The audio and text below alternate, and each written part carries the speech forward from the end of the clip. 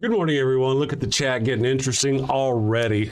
Thank you for being here this morning with me. I am the amazing Super Chris Mallard. This is the Daily Atheist Morning Show. We're going to have some fun talking about some interesting things. Today is Friday, the day of fries. I hope you've had a great week so far. I hope you've been doing lots of sinning and blaspheming, but my friends, doing it safely, of course. We're going to, like I said, have some fun. And, it's going to be an interesting day. So, have you tried atheism? It may be for you. Life is complicated. These are trying times. There are many questions that need answering. Want to know what's going to help? Atheism. With atheism, you'll get rid of dogma, superstitions, and toxic thought patterns that are holding you back. You can drive while taking atheism, as well as use heavy machinery. In fact, drinking alcohol, fornicating, and Sunday mornings are far more enjoyable with atheism. However, there are side effects. Some evangelicals and fundamentalists will think you are possessed by the devil. But you don't have to worry, because you know the devil isn't real. Just like God. Wake up to your life. Believe in yourself. Believe in science. Atheism. All right. Thank you. Good morning, everyone. Thank you again for joining me. I noticed that like I said, we're already having some fun in the chat. Bean is doing some Christian projection. I want to start today by saying, oh, look at me. I look disgusting and horrible. I'd fuck me hard. Anyway, I want to start by saying that this is going to be not all Christians. This is going to be my not all Christians. Oftentimes you'll hear the whole not all Christians thing, but oftentimes I come in so hot. We're talking about certain things. We're usually coming from a perspective, dealing with people who are coming back at us with a perspective. And sometimes it can be hot. And then we'll have a genuine, interested Christian, theist of whatever fashion, come into the chat, and they'll ask a legitimate question. But I'm so used to some of those legitimate questions trying to be gotchas or whatever, that I'll often lash into somebody before I even know what's going on. It's a flaw in my character. But yeah. So I just want to mention that I do realize it is not all Christians. There are some good Christians. There are lots of good people out there. They're wonderful. So that being said, let's see here. Bean and Damien T. Good morning, Damien. Put the dog down, Damien. Good morning. I hope you have had a great week. I don't recognize your name. Thank you for joining us. OMG Lasers Poo Poo. I love that name. We've never observed something coming from nothing. Atheism is a nonsensical position. Well, no, not really. It's not. And in fact, you really should go look into it. If you mean anything about like abiogenesis or something, oh yeah, they're on top of it, man. They haven't got it exactly, but they're very close to literally reproducing it in the laboratory. Something I learned. Oh man, this is something I learned. Now, I don't know if you know this, but all of the molecular chemicals that are required to make life have been found on an asteroid. Did you know that? A comet. It was comet, the Bennu comet. Okay, so they went out there, they touched it, they grabbed some stuff, they found all the elements for life, the basic molecular. What do they call it? Yes, they found all of those things. Now, here's another little interesting thing. I saw a video yesterday, and this video was about how they have found under asteroid strikes or meteor impacts here on the Earth, that what will happen is it will cause like a divot to form for the first few thousand years at least, and there'll be water usually in there, and it's always got, most of them will have these kind of there's a heat source like hot vents or some business. It's very interesting stuff. And when you combine the molecular chemicals coming in from the asteroids, meteor strikes, landing and then being there in the juices of that fluid, getting heated up, and they've got all these different chemicals over, and then that's just one example. I was very surprised. I had never really considered the thought that not only could the asteroid strike bring the required chemicals to make life, but that the devastation or the divot formed by it and the resulting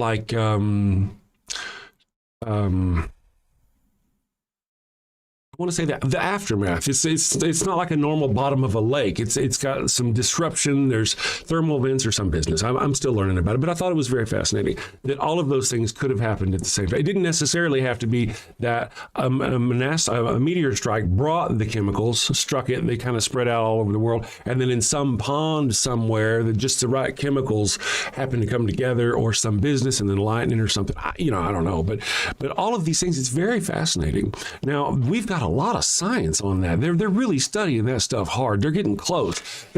How are you guys doing on your evidence for the man popped in for a rib thing?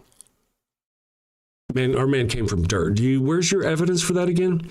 I'm sorry, we're working on abiogenesis. We've got from abiogenesis, from the point, we haven't gotten that yet, but we've got the evolution from the first cells all the way to where we are. We got it all. Where's your evidence for your dirt man and your rib woman? Give me some evidence. Any evidence at all, outside of the Bible tells me so. Which one's harder to believe? Interesting. Let me see here. Wish I could be there for you to experience hell. Very interesting, Flanigan. I hope I said your name right, Flanigan. Thank you for joining us. I don't recognize you. I very much appreciate you popping in you are fantastic. We often talk about on the show how the religion of Christianity is very much based on fear. It's a fear-based cult. And you demonstrate that exactly. You're threatening me with an eternity of conscious damnation. And you would actually want to be there and enjoy seeing that happen. That's a reflection on your character, isn't it? And the fact that you're using religion to try to steer other people, to drive your religion as a tool to drive other people with fear. It's again a reflection on you, isn't it? You must be some kind of piece of shit. Anyway, thank you for joining my chat this morning. Let me see. Garland, I've been called a piece of dirt myself too. Hey, it's a matter of perspective. That whole thing is a matter of perspective. To our wonderful, lovely individual, I'm a piece of shit. Yeah. So we'll just go with that. I could dig it. Let's see here. I'm just checking out some stuff. I hope you guys, Stephanie, good morning, Stephanie, Ryan. I haven't said hello to everybody. Zarkraz is here this morning. Zorkraz is here. I'll get it right on you days. Zorkraz is here. Kind9, good morning. Ace Trades, Garland Garrett, and of course the new faces. Nice to see the new faces. Oh my God, Laser Pew Pew. That's an interesting name again. Secular Feeling is Flocky Meister. The Flocky is here. The Flockmeister is here. That's like you saying you don't have any explanation, therefore God. I don't know if you're talking to me or somebody else at this point. I think I gave a pretty good explanation of, everything. You should go check it out. There's actually science behind mine. Again, your dirt man, the evidence for your dirt man, where would that be?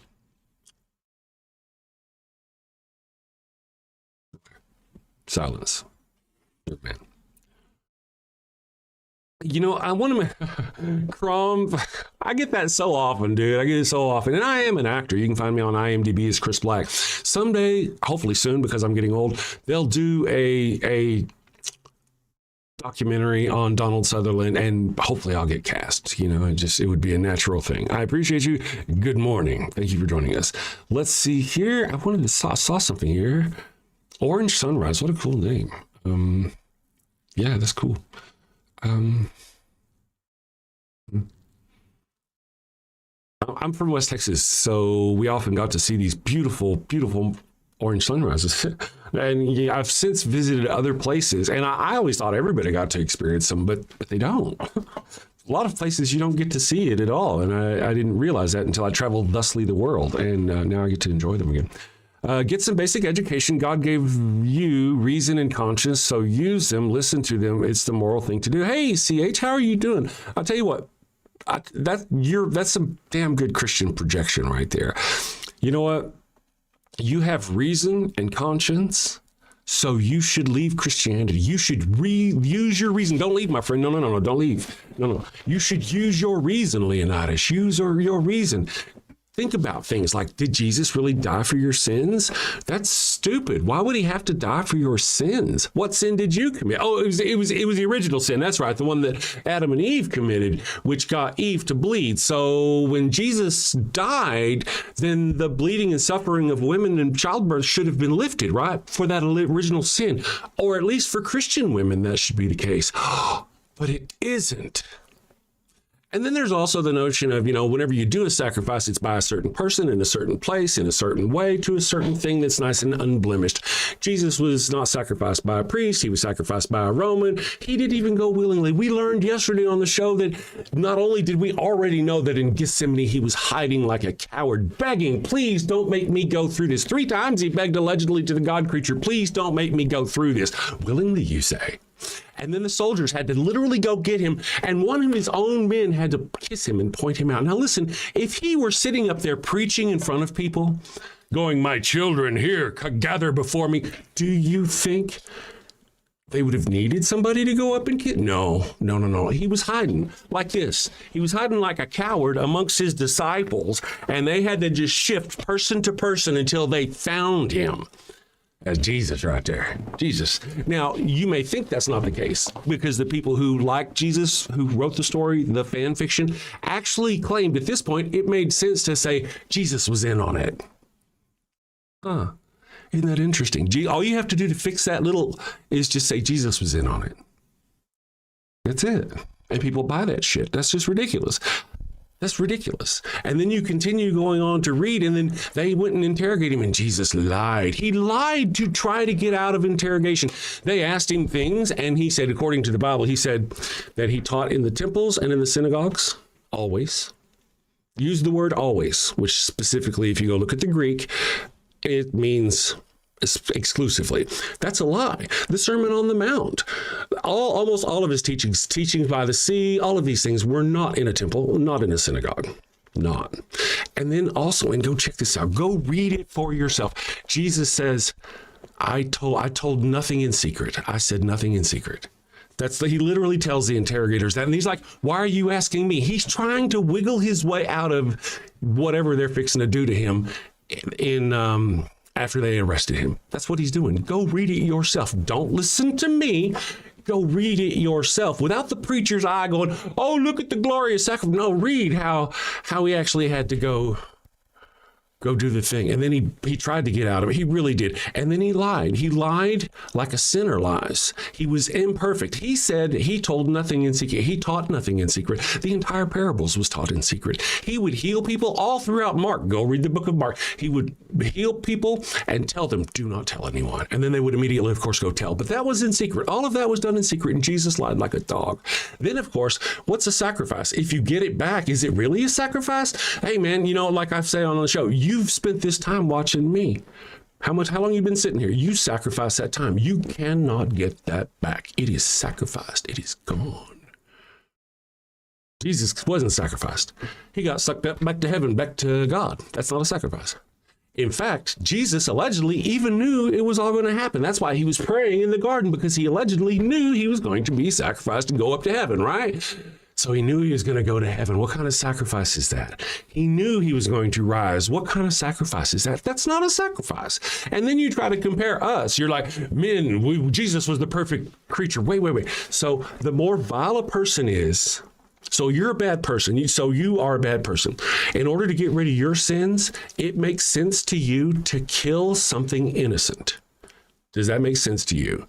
To get rid of your sins, to kill something innocent. So now you've sinned, and you need to go find a little 8-year-old boy to sacrifice because you have sinned. And that makes sense to you, right? But wait.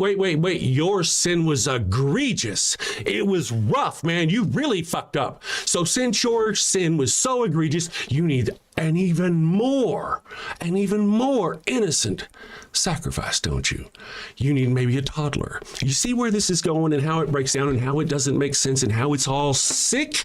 But whenever you're taught from childhood that his sacrifice, it's a fucking child sacrifice. You worship a child sacrifice. Now, type in the chat for me, John 3:16. Just do that for me and tell me then the very next line, tell me it's not a child sacrifice. Type John 3:16 in and tell me it's not a child sacrifice. You need something meaningful to do. I'm doing something meaningful. Are you scared? Why are you here? I'm pulling Christians away from their hate faith. I had a guy call me just this weekend on Discord and go, listen, man, I am now just deconstructing, and ask for some advice, how to deal with, those feelings that you get whenever you still feel the urge to pray, but there's nobody listening, that sort of thing. I was like, I masturbate's what I do. I probably really did say that because I'm that kind of person. I'm funny. But yeah.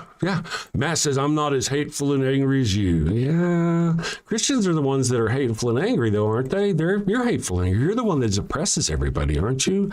Go ask the trans people who lost their careers in the military because Christians took over our government. Go ask the children in schools who are having the 10 Commandments forced down their throats. I say that because, they're not really, we know that, but they're trying. Anyway, this is more meaningful than your God character. It really is. But here's the whole point, and here's the whole deal. You come at me, you attack me, I'm a bad person, blah, blah, blah, blah. Did you hear anything I said, though? Did you hear how Jesus is not a sacrifice? He wasn't a sacrifice. Oh, you can't say the Jews sacrificed him. You can't. They denied him. You can't even call him a king. They said he wasn't the king.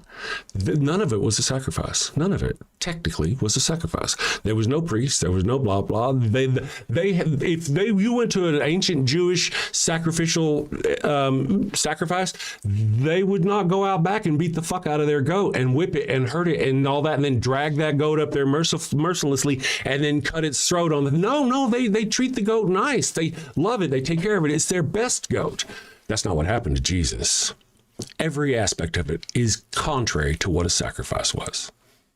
It wasn't a sacrifice, and you don't get the shit back. And then, of course, knowing beforehand that you're actually going to rise back up to heaven and sit in a heaven, that's not a sacrifice either. It's just none of it is a sacrifice. You still think it is.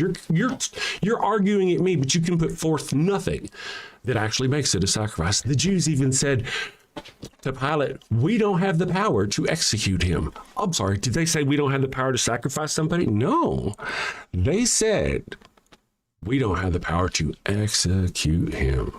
Execution is not the same as sacrifice, is it? Do Romans sacrifice things to the Jewish God? Think about that for a moment. So none of it was a sacrifice. None of it. There's no aspect of Jesus's character that was a sacrifice. Now, let's just ask another question. One more. Here's what happened. He claimed to be like the Messiah, who's a military leader who's going to come back and militarily throw off the oppressive army or whomever is taking over their country and suppressing the Jews at the time. And instead of being able to do that and fulfill the prophecy of being a Messiah, which is what that term literally describes as somebody throughout history who has done that, instead of that actually happened, he fucked with the Romans and got killed. So they couldn't handle their Messiah not actually fulfilling those prophecies, so they moved the battleground into the sky in heaven. But he actually lost the battle right here. It was over. Jesus was not sacrificed. He was claiming to be the leader of the Jews, or at least a priest of some business, and they killed him for it. A matter of fact, I was talking about earlier where he was being interrogated and lied to them. Go read it yourself. Why didn't he tell them right then? Instead of saying, I taught nothing in secret, why didn't he tell that person right there that I taught people in parables, so those who did not understand would not hear the truth and would not turn? He didn't say that, which is literally what he tells his people. He tells them, I teach you in secret. And then he lies and says he doesn't teach. He just taught nothing in secret. Jesus lied as he was being a terror. There's no aspect of Christianity that is true, as far as a sacrifice. No. Sad, very sad face. Jesus is king, says PC Marcini. Jesus was never king. Thank you. Jesus was never king. Now, remember, friends, where we get the Jesus is king from. Okay? The Jews said something about he claimed to be king. Pilate said, is he your king or something? They said no. But Pilate, as an insult, added to the crown of thorns as an insult, he wrote, King of the Jews. So every time you write Jesus is king, you're spitting that same insult that Pilate spat on Jesus. But you carry on with your ignorant self. You know what? I got to say, that last line was rough. I'm sorry about that. I don't know. All you said was Jesus is king, and I told you the aspect of the truth of it, and then I kind of took it forward. I was like, I'm a jerk. I am sorry, Miss PC Martini. However, the rest stands. Jesus was never a king. He never levied taxes. He never sat on a throne. He never did any of that. And he never mounted an army. None of the things that you would have done as a king. None of them. Never once. And again, the only person who addressed him as the king officially was Pilate as he spat on him. It's like going, Jesus Christ, king of the dumbasses. And you're like, Jesus is king of the dumbasses. Not that the Jews are dumbasses. That's a bad way to put it. But you know what I mean? It's an insult. It's spitting on him and you say it back. It's almost as logical as Jesus being crucified horrifically, painfully, mercilessly. And whenever he comes back, the very first thing he's going to see is the device you crucified him on your chest, on your earlobes. That's, oh my God, I would be terrified. Well, how do you not see that's wrong? Now you think it's a sign of Jesus, but it's literally the device that was used to execute him. And you think he wants to see that again? There's nothing better. You could wear like a dove, represents peace. A flaming sword represents revelation. There's nothing that you could do that could better represent Jesus than the device used to torture him to death with. Fascinating. No, I didn't actually. And see, MT, that's kind of why I corrected myself, because I didn't mean to say it that way. And so help me figure out a way to figure that out, because it's not that. It's more like, well, you know what I'm saying. And if you don't, you're just being a prick. You know exactly what I'm saying. If you're going to push it, push it. I don't give a fuck. Anybody who's watched my show at any time knows I'm not an anti-Semite. I'm anti-Abrahamic religions. There's a difference. I am anti-Zionist, but I'm not anti-Jewish. I'm not anti-Israelis. And if you're going to be a dick and just try to presume I am because I had a slip of the tongue as I was trying to make an analogy, then I don't give a fuck. Fuck off. You know what I meant, and you're just being ignorant. So, no, you don't, apparently. Okay, carry on. Apparently, be angry. I don't give a fuck. Let's see here. Jesus, a real man's man. Justice Black. You think so? Glad you think so. Atheist Mechanic for $10 says Jesus has been dead for over 2,000 years. He isn't coming back. He lied to you Christians. That's a good point. If you're talking about it, Scooby-Dooby-Doo says Jesus is my king. Hey, Scooby-Dooby-Doo, did you get here just in time to hear about how Jesus was never king and how the title of king was spat upon him by Pilate, and every time you say it, you're essentially spitting on him? Were you here for that? I'm just curious. Let's see here. Who wants to have a friendly debate about kings? That would be a fun topic, I think. It would depends on what you mean. See, you said it again, MT.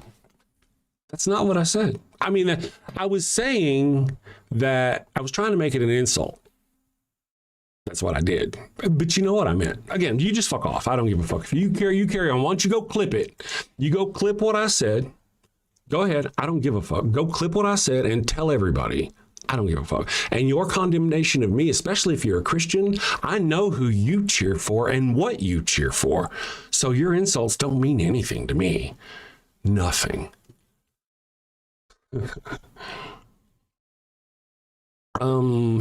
Secular feeling. Whenever I said you were talking about somebody talking about kings, some kind of conversation about kings, I thought same thing too. What kind of king are we talking about? King Richard? That's a great example. I was Lion King. So yeah, there it is. All right. So yes, because I want you to hear what you're saying is a bunch of nonsense. All right. Here's the deal, man. Do you not realize what I was saying?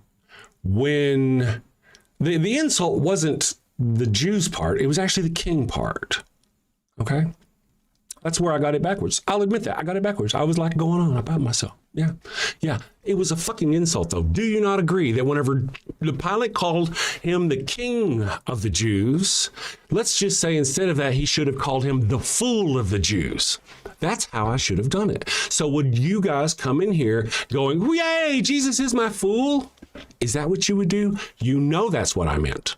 I don't give a fuck if you don't know that's what I meant. If you don't know what I meant at this point, you're just fucking ignorant. Your intelligence is so low, you need to have somebody explain it to you. Have a smart person explain it to you. I'm done with you. I mean, at this point, you're just intentionally. But let's see.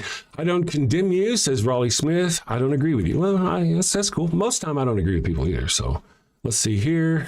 Okay, insulting is low IQ, just ignorant.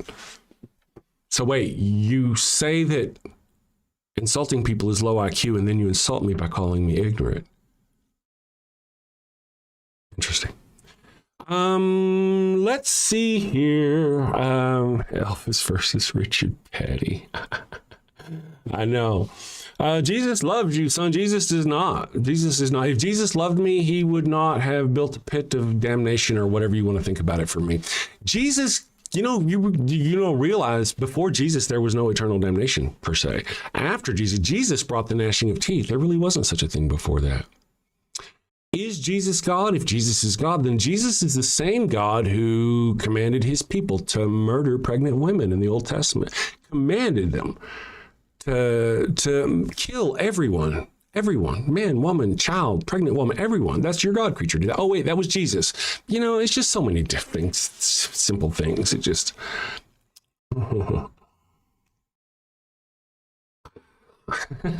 Good morning, beams me up, Bob. Blasphemy will not be tolerated. Why? Hey, TKSI, you know why?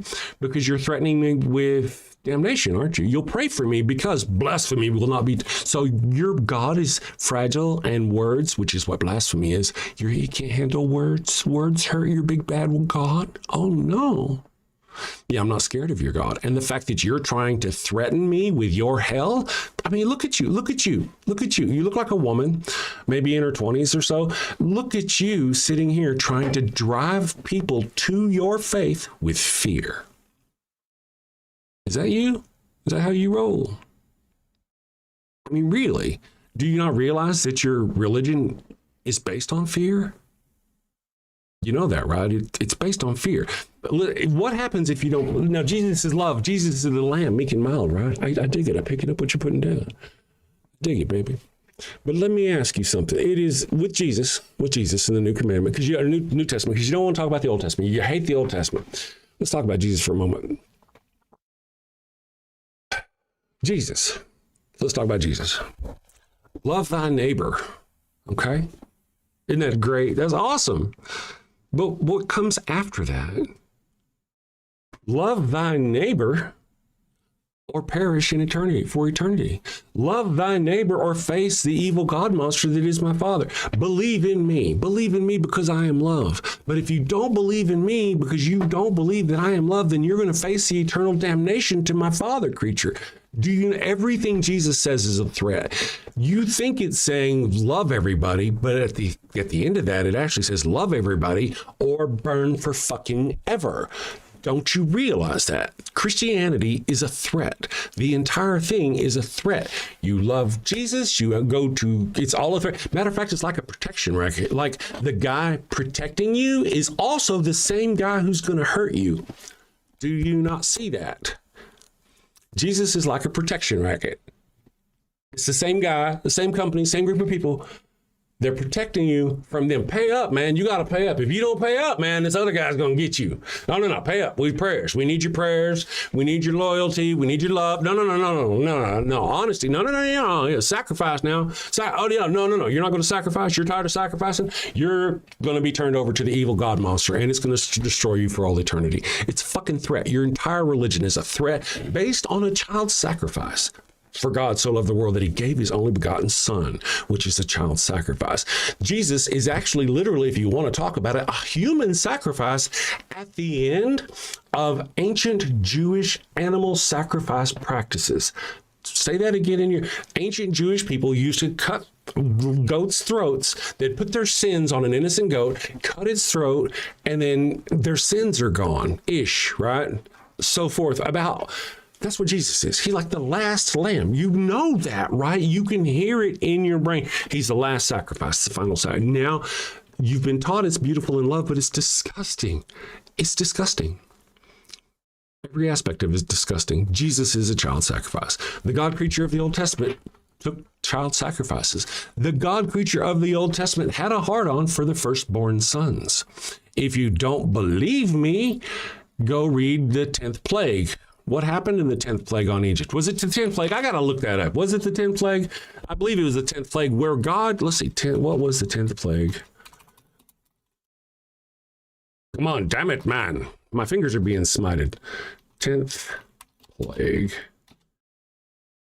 Yeah, there we go. What was the 10th plague? Can you type it in the chat for me? The 10th plague was... Let me see here. I'm going to pin that for you, Miss Lady. I'll pin that. The 10th plague was the death of all the firstborn of Egypt. You know that. You know what the 10th plague was. You know God killed all the firstborn of Egypt when the Pharaoh wouldn't release him. Do you not know that? The God creature killed all the firstborn of Egypt. That's not weird to you? That's cool to you. You're cool with that. All these babies out here doesn't even have to be babies. They don't have to be babies. It doesn't say how old they are. It just says firstborn. The first to breach the womb is the term they used. The first to breach the womb.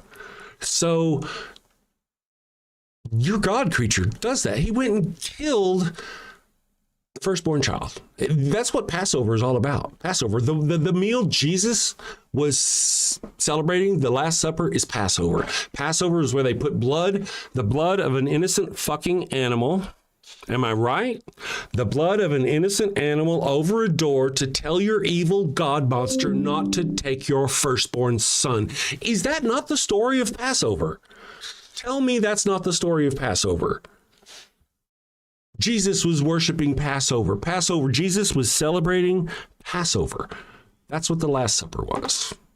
Passover is the celebration of God killing the firstborn of Egypt to free his people, which he didn't have to do because the king was going to do it anyway. But God hardened his heart so he could show him the power and wrath and hideousness of who he was. That's literally what it is. Go read it for yourself. Your God creature is fucking disgusting. Every aspect. And like you somehow a human sacrifice is good. It's good. It's not good. In no way is it good. It's ridiculous. Anyway, let me catch up with the chat here. You got God hard. Maybe. Attack Allah. Okay. Hold on a second. Benji Empire. Let me ask you, Benji Empire, Allah sucks. I don't like Muhammad. I'm not in for Islam. Let me ask you in the chat, though. Put it in the chat for me, banging. Put it in the chat for me. Which religion, is it Christianity or Islam, that's doing book bans in the United States? Which religion just took over the Supreme Court and killed Roe versus Wade in the United States so they could force their notions of abortion on all the women in the United States? Put that in the chat for me. Would you do that for me? Now, let's see here. I want to get this right here. Miss PC Martini says he never claimed to be king himself. That was the people who wanted an idol. Jesus is king because he is the supreme ruler over all creation, over everything. Yeah, see, that's the whole deal. No. I mean, I know that makes sense to you, but it doesn't, does it? It doesn't make sense. The whole term is specific. You're right. I don't think he ever did claim to be the king himself. I don't think that was the case. I think he was trying to be a prophet and a Messiah. That's what I think he was trying to do. Go look. He called himself, he referred to himself as the Son of Man 80 plus times. That's what God called Ezekiel in the Old Testament, Son of Man. Jesus was trying to be a prophet like Ezekiel. In Mark chapter 6, Jesus even tells you a prophet is never respected in his own hometown, because he went to his own hometown, they kicked him out and he couldn't do miracles. Go look. He was a prophet. Anyway, so he is not the supreme ruler. He was never king. He didn't claim to be king. The word king was used to spit on somebody. That's what it was used for in that context. And that's why, and there's a difference between a king and a god.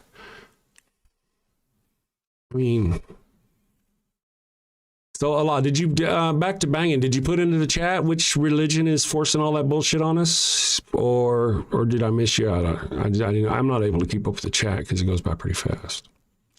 Let me do here. So, Miss Non-Sequitur, good morning. If you guys aren't aware of it, we have a Discord channel, and it's a lot of fun. And I say it's a lot of fun. I do a little bit of Discord. Go over there. Apostrophe Discord. Let me put a link for you. Here, apostrophe Discord. In L chat, go be a part of our Discord. On Wednesdays, they do stuff. They have a meeting. They have Miss Non-Sequitur will tell you what they do. They usually do it about the time I go to bed because I get up stupid early. Discord, there you go. But it's fun. Go join our Discord. And Kelly's often in there. So good morning, Kelly. Thank you for joining us. Let's see. Make up whatever words you want. Abortion kills human life. Prometheus, whatever, dude. I don't give a shit what you think. I don't care. I don't. I actually would agree with you. I agree with you. Yeah, up to a certain degree. Back to a certain degree. Back to a certain degree, technically it is. But not all the way back to conception. That's stupid, dude.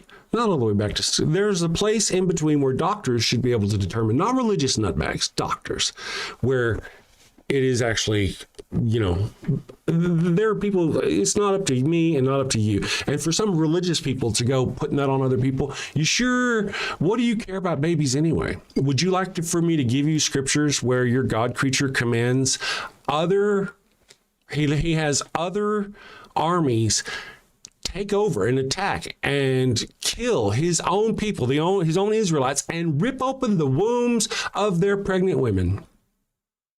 Would you like that scripture? Let me find that. These are hard to find. I had somebody giving me shit, but I see so many of these things. I've got a new system though.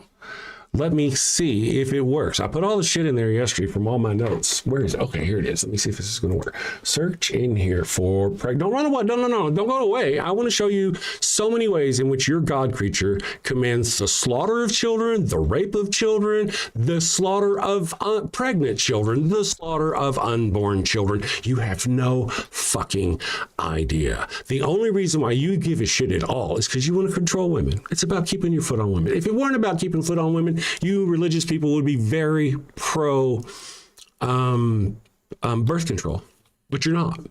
You wouldn't want babies to accidentally happen because then you'd be very pro birth. No. You also want to suppress birth control and sex education in women. It just never stops with you people. So the lie, the virtue signaling that you have about abortion, get the fuck out of here with it. I ain't buying it. Nobody else in here is buying it. And the Christians have been sacrificing children for fucking ever. Again, the chapters in the Bible I've mentioned, the Old Testament, Exodus 13. Just go look at that one. That's first two lines. That's sacrificing your firstborn. Then Jesus himself is a child sacrifice. And then for 2,000 years, well, I don't know exactly for how long, but at least in modern times, the church has been sacrificing the children to protect the priests by the thousands. And oddly enough, your powerful God creature can't protect the children in its own house of worship. What's up with that? Let me just go here. See, I want to say that, why is it looking in deleted pages? I've got a new system that does not seem to work in finding stuff. There is a scriptures where, let's see if I can find it here. You could probably have already found it by now. It was in Amos, I think. Let's see. Ooh, that's not the search box. actually have a search. I'm trying to see. Pregnant. No, that's not it either. I'll find it. I don't want to have to do it in the thing, but I'll do it in the thing. I'll do it. Hold on a second. Bear with me. No, don't go away. Bear with me. I want you to know. You don't want to know where it's are. So where does God...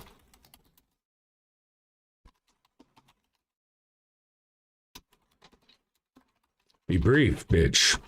Let's see.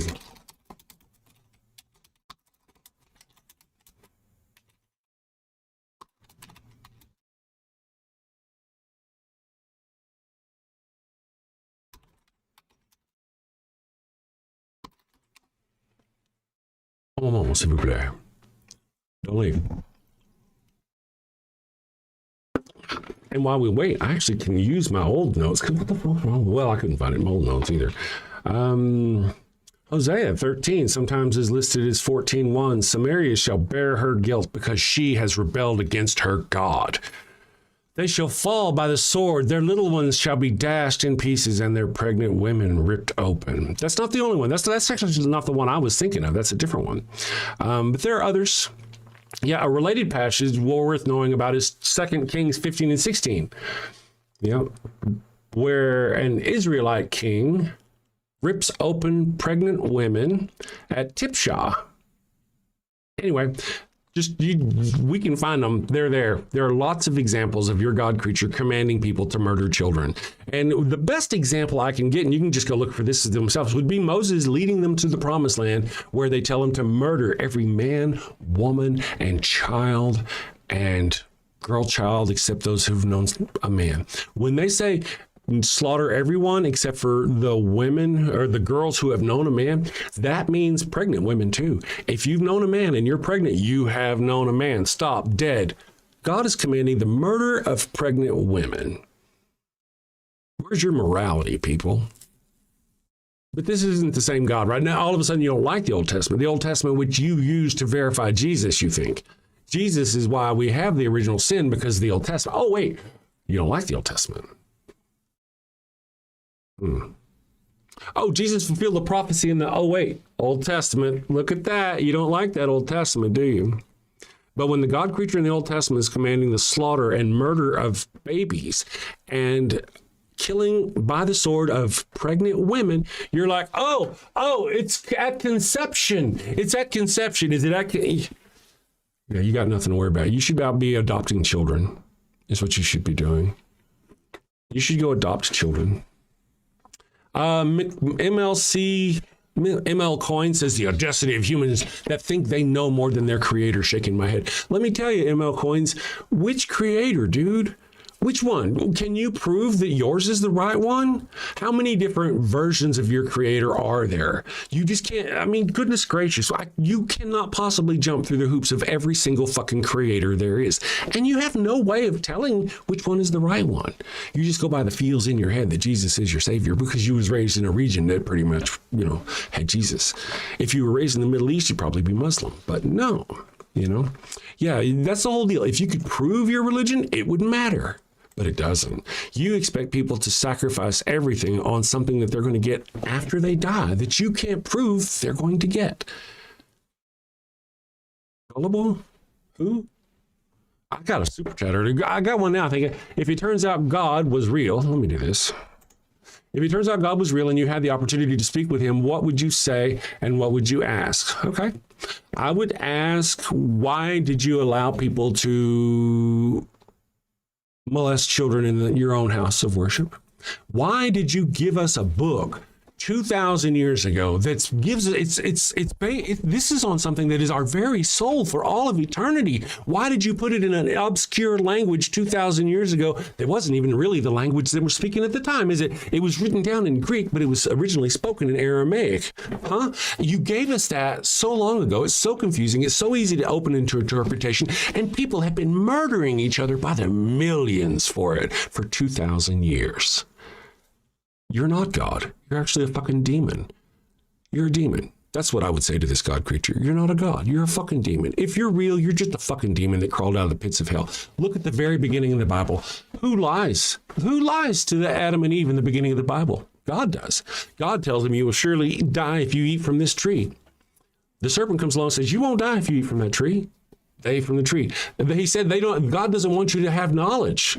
That's the problem. And that was true, was it? God did not want them to have knowledge. So he lied to them and said they would eat from the tree, they would die.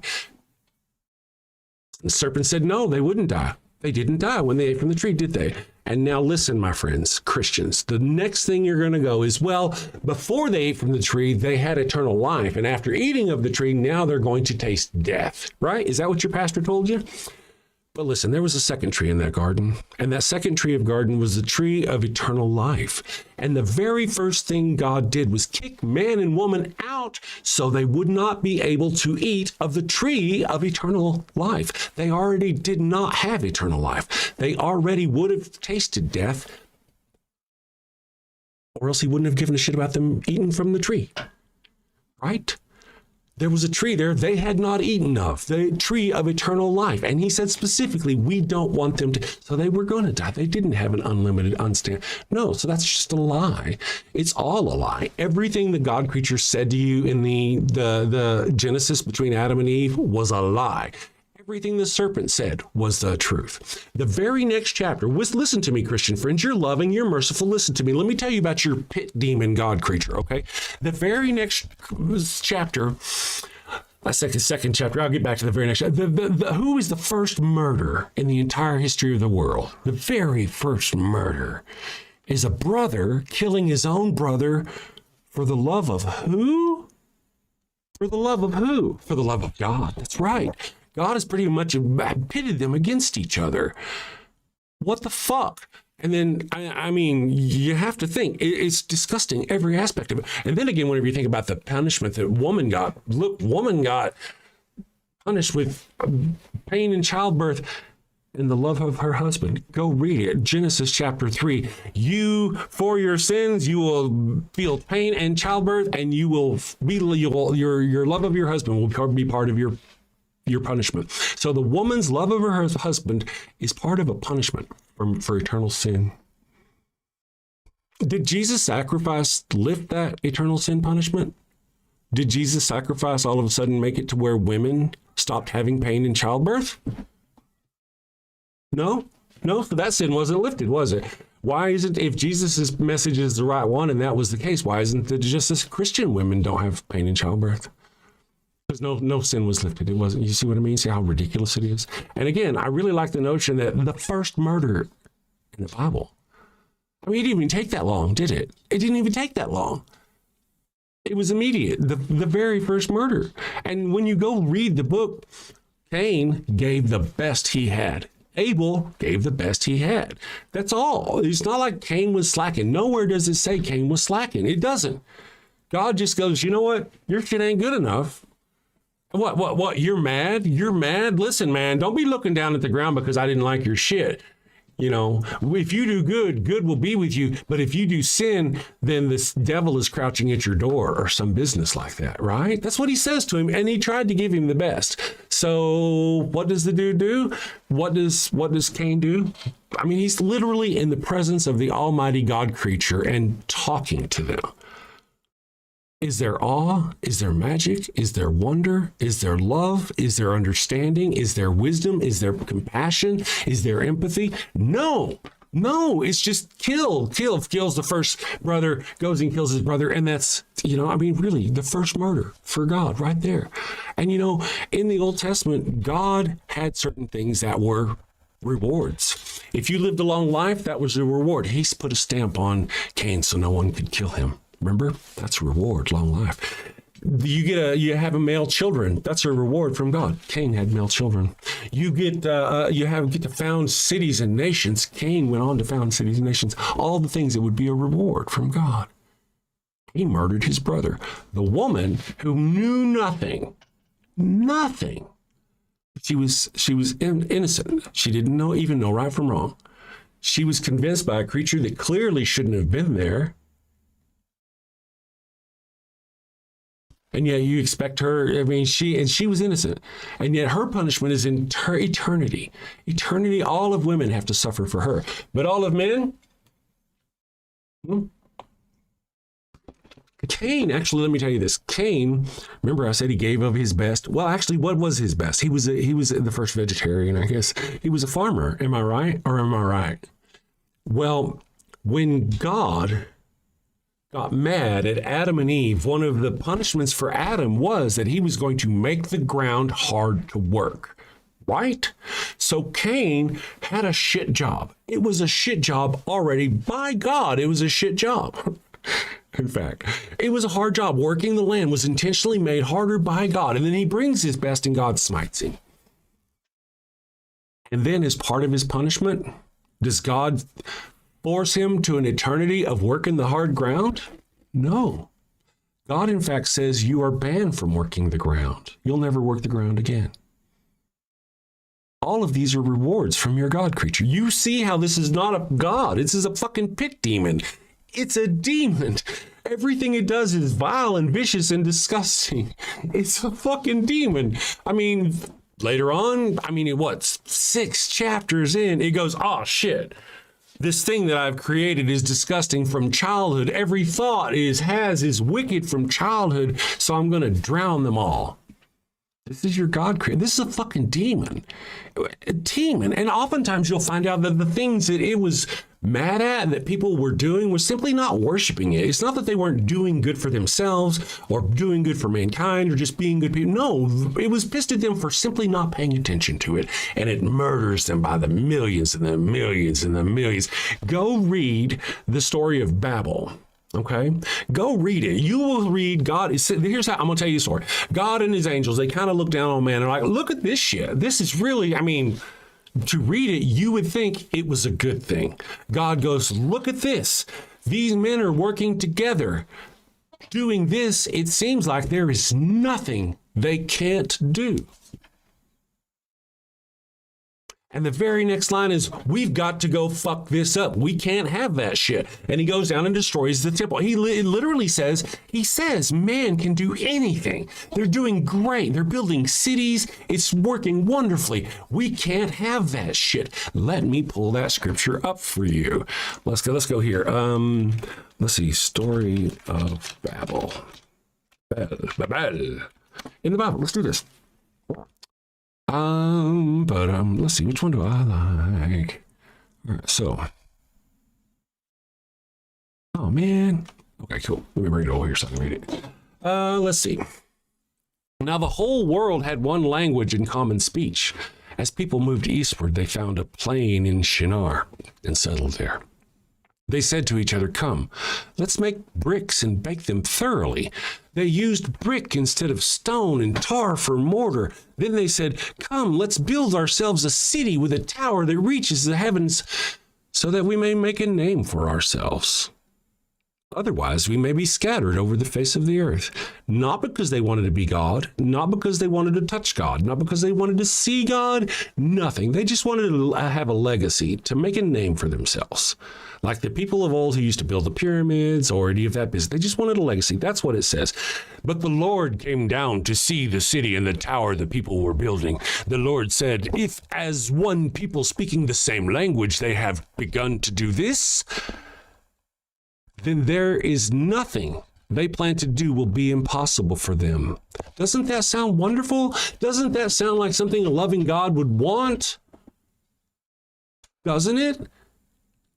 But no. Come, let us go down and confuse their language so they will not understand each other. So the Lord scattered them from there all over the earth, and they stopped building the city. That is why.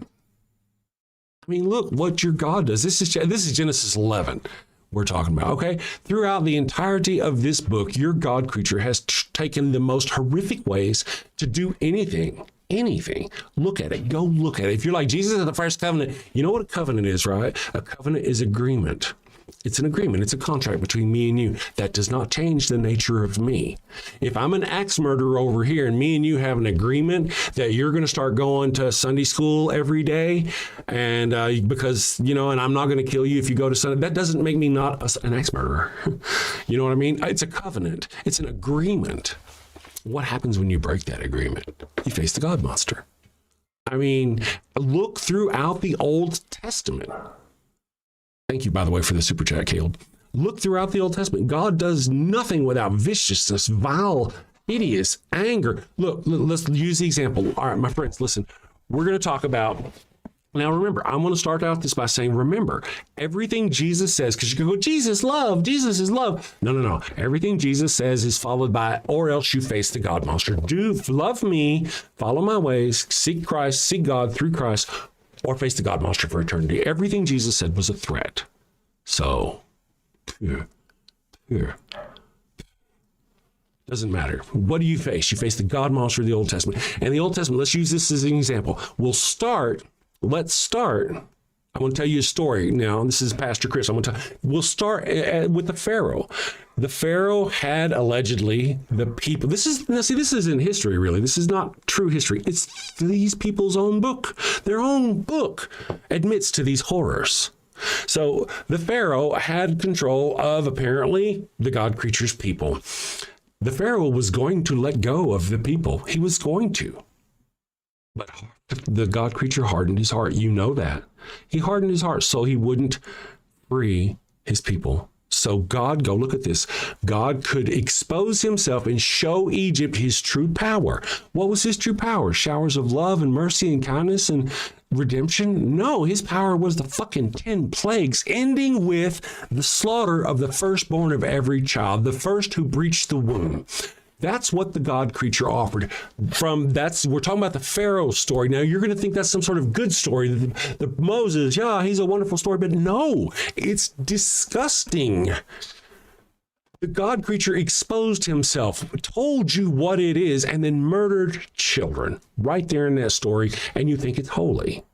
Okay, let's go on. Then Moses and his people leave.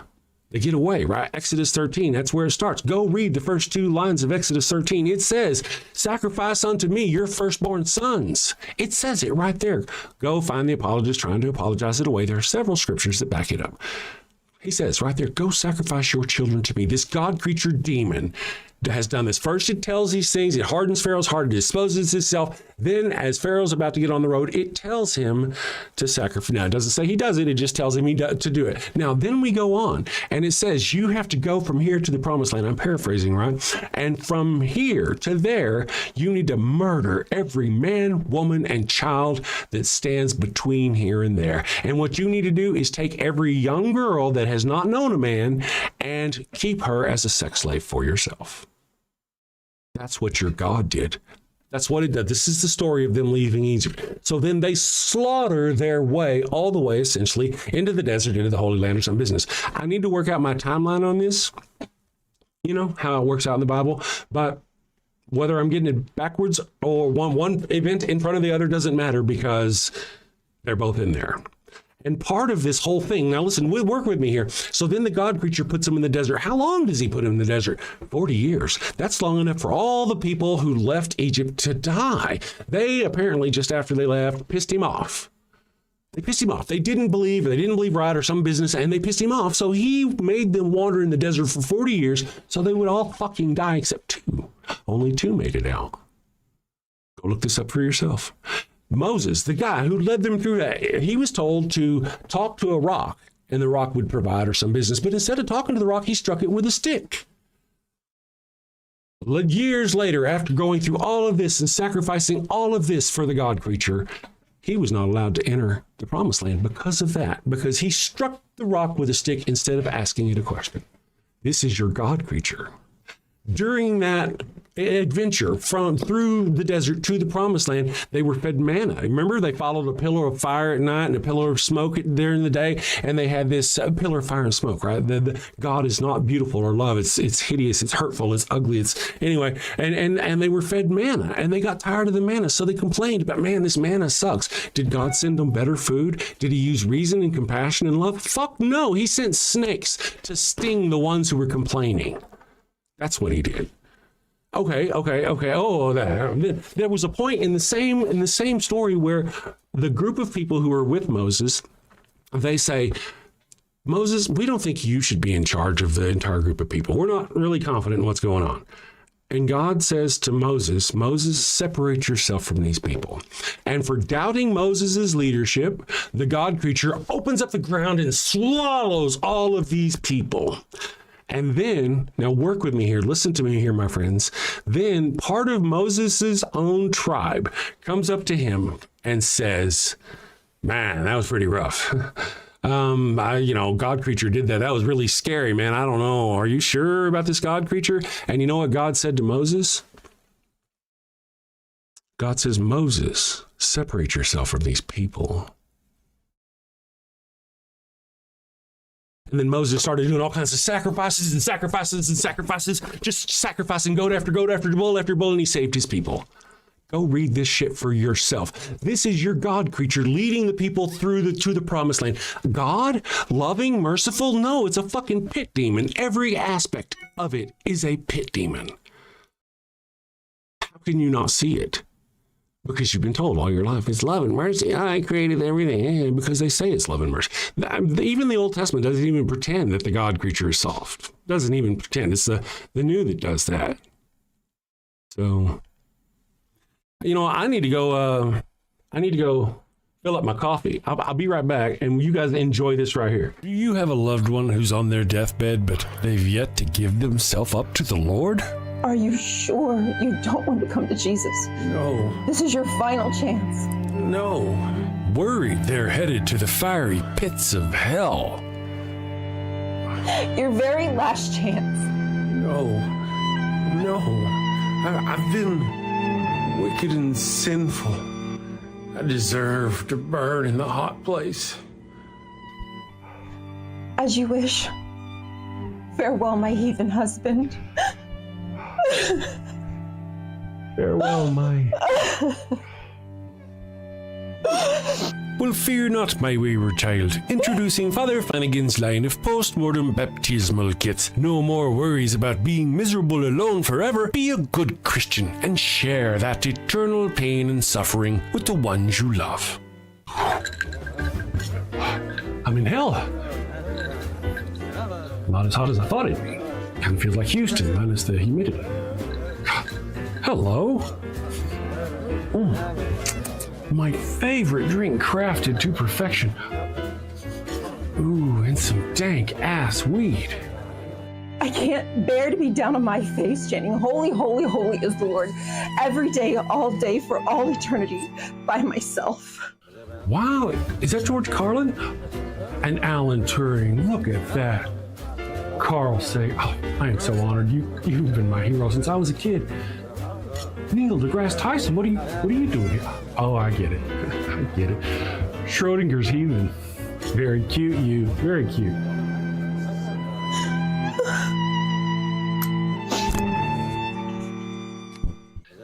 That's fantastic. Oh, what is that? What is? It's holy water. Oh, it burns. No, this isn't where I want to be. Pabst Blue Ribbon and a Marlboro? No! Father Flanigan's post-mortem baptismal kit. Dead kid tested, Mother Teresa approved.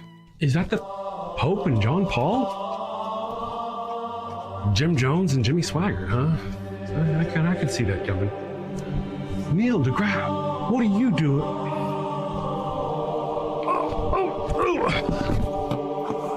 Holy, holy, holy is the Lord. Holy, holy, holy is the Lord. Thanks, Father Flanigan. Damn them to an eternity in heaven for only $59.99. They wouldn't appreciate it, but you'll feel better, and that's the point, isn't it? Get yours now. Your heathen loved one's time is running out. Holy, holy, holy is the Lord. This is some bullshit. Holy, holy, holy is the Lord. All right, we are back. I want to say hello to CT Glenn 1. Good morning, Glenn. Says mocking God, shaking my head. Yeah. Well, it's part of mocking God is exposing either the ridiculousness of it, so you'll go, oh man, that's fucking stupid, or the hideousness of it. So you might go, oh my God, this is disgusting. That's what I'm trying to show you. You see it as mocking. Was I wrong? Was I wrong? Go look at the scriptures I talked about. They mentioned in the chat, the story of Korah. Go look up the story of Korah. Go look up the story of Moses. Go look up Exodus 13 and see what you see, my friend. The very first 2 lines of Exodus 13 will tell you God is sitting there telling them to give their firstborn children. Go look. Don't listen to me. Everything I said was true. The God of the Bible is a hideous fucking pit demon. I have given you examples just from the first few books of Genesis. And you can't say I'm wrong on any one of those. Not with a straight face and not without lying. You just can't. And then we go on with Adam, Abraham, the first guy it's called the Abrahamic religion because of this dude. He sees your God creature for the first time with his own eye holes. Do you know what he sees in Genesis 15? Do you know what he sees? He sees a beautiful blinding light that just flows over him with war. No, he sees a fucking fire pot. It's a fire pot. He was commanded by his God creature to take some animals and cut them in half and put them in a circle. And then this God creature that you worship floated between them as a pot of burning flame. That's your fucking God. That's the first time it appears. You didn't know that? You don't worship a loving, fuzzy God, Jesus, all leaking, meek and mild and loving lamb. And no, it's a monster. It's a fucking pit demon. You don't know that. Now, let me tell you another fun story. I think it's Abraham. I think it's Abraham. Abraham makes a covenant with the Lord. So what Abraham does is he gets 50 bulls and he brings out 50 bulls and him and his worshipers are all sitting around and he's built 7 stone temples. And this is to your God creature. Remember this, and this pleases your God creature. So he brings out 7 bulls or 50 bulls and they cut all their throats and they catch the blood of these bulls in bowls, and they take half the blood and they sprinkle it on the altar of the Lord, and they take the other half and they sprinkle it on the worshipers of the Lord while they chant, holy, holy is the Lord. Is that not fucking disgusting? How is that not disgusting? You don't believe me. Every time they don't believe me, let me go look this one up.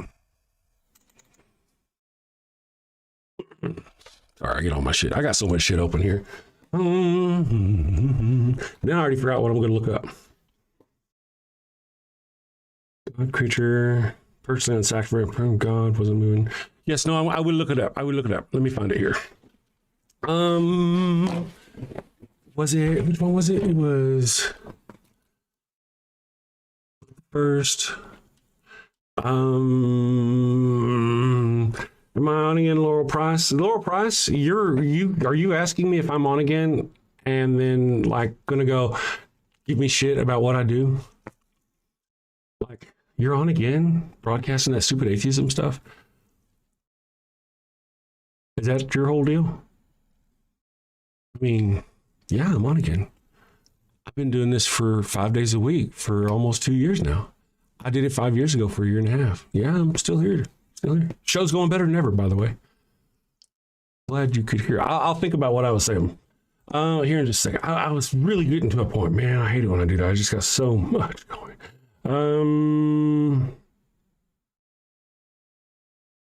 Oh, thank you. Well, all right. So here we go. We want to go with one of the things about the Lamb, with Jesus and the Lamb. Well, Jesus is the Lamb, isn't he? He's all loving and kind and meek and mild. Right? Except for whenever we see him in Revelation, whenever he comes back. Remember, he comes back in Revelation as the Lamb, the sacrificed lamb. He's got blood on him as the sacrificed lamb you guys love. What does he do? He comes back and he's got a robe covered in blood and he's got a sword, right, from his mouth. And he goes on and he and his angels separate out the people who don't worship God and the people who do worship God. This is in Revelations. Go read this for yourself, my children. And then what they do is they put all the non-believers in furnaces, just like just like Adolf Hitler. Jesus is going to do exactly what Adolf Hitler did. He's going to commit genocide on everybody horrifically who doesn't believe in your God creature.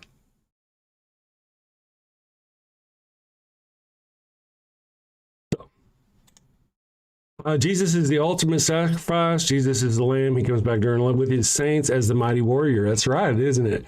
That's right, the mighty warrior. Who's he going to be killing, Laurel? Who's he going to be killing? when he comes back. Let's work this out. Let's work it out together, okay? Who's he going to be killing? Me. He's going to be kicking in my door. He's going to kill me. I'm not a warrior. I'm a dude running a show. I just don't believe in him. That's my only sin. Could be my only sin. I've got a 17-year-old kid in there doing something. Jesus is going to walk in there with his sword and raise it high and slaughter my child because he doesn't believe in it. He is going to slaughter millions of people, him and his angels. Isn't that glorious?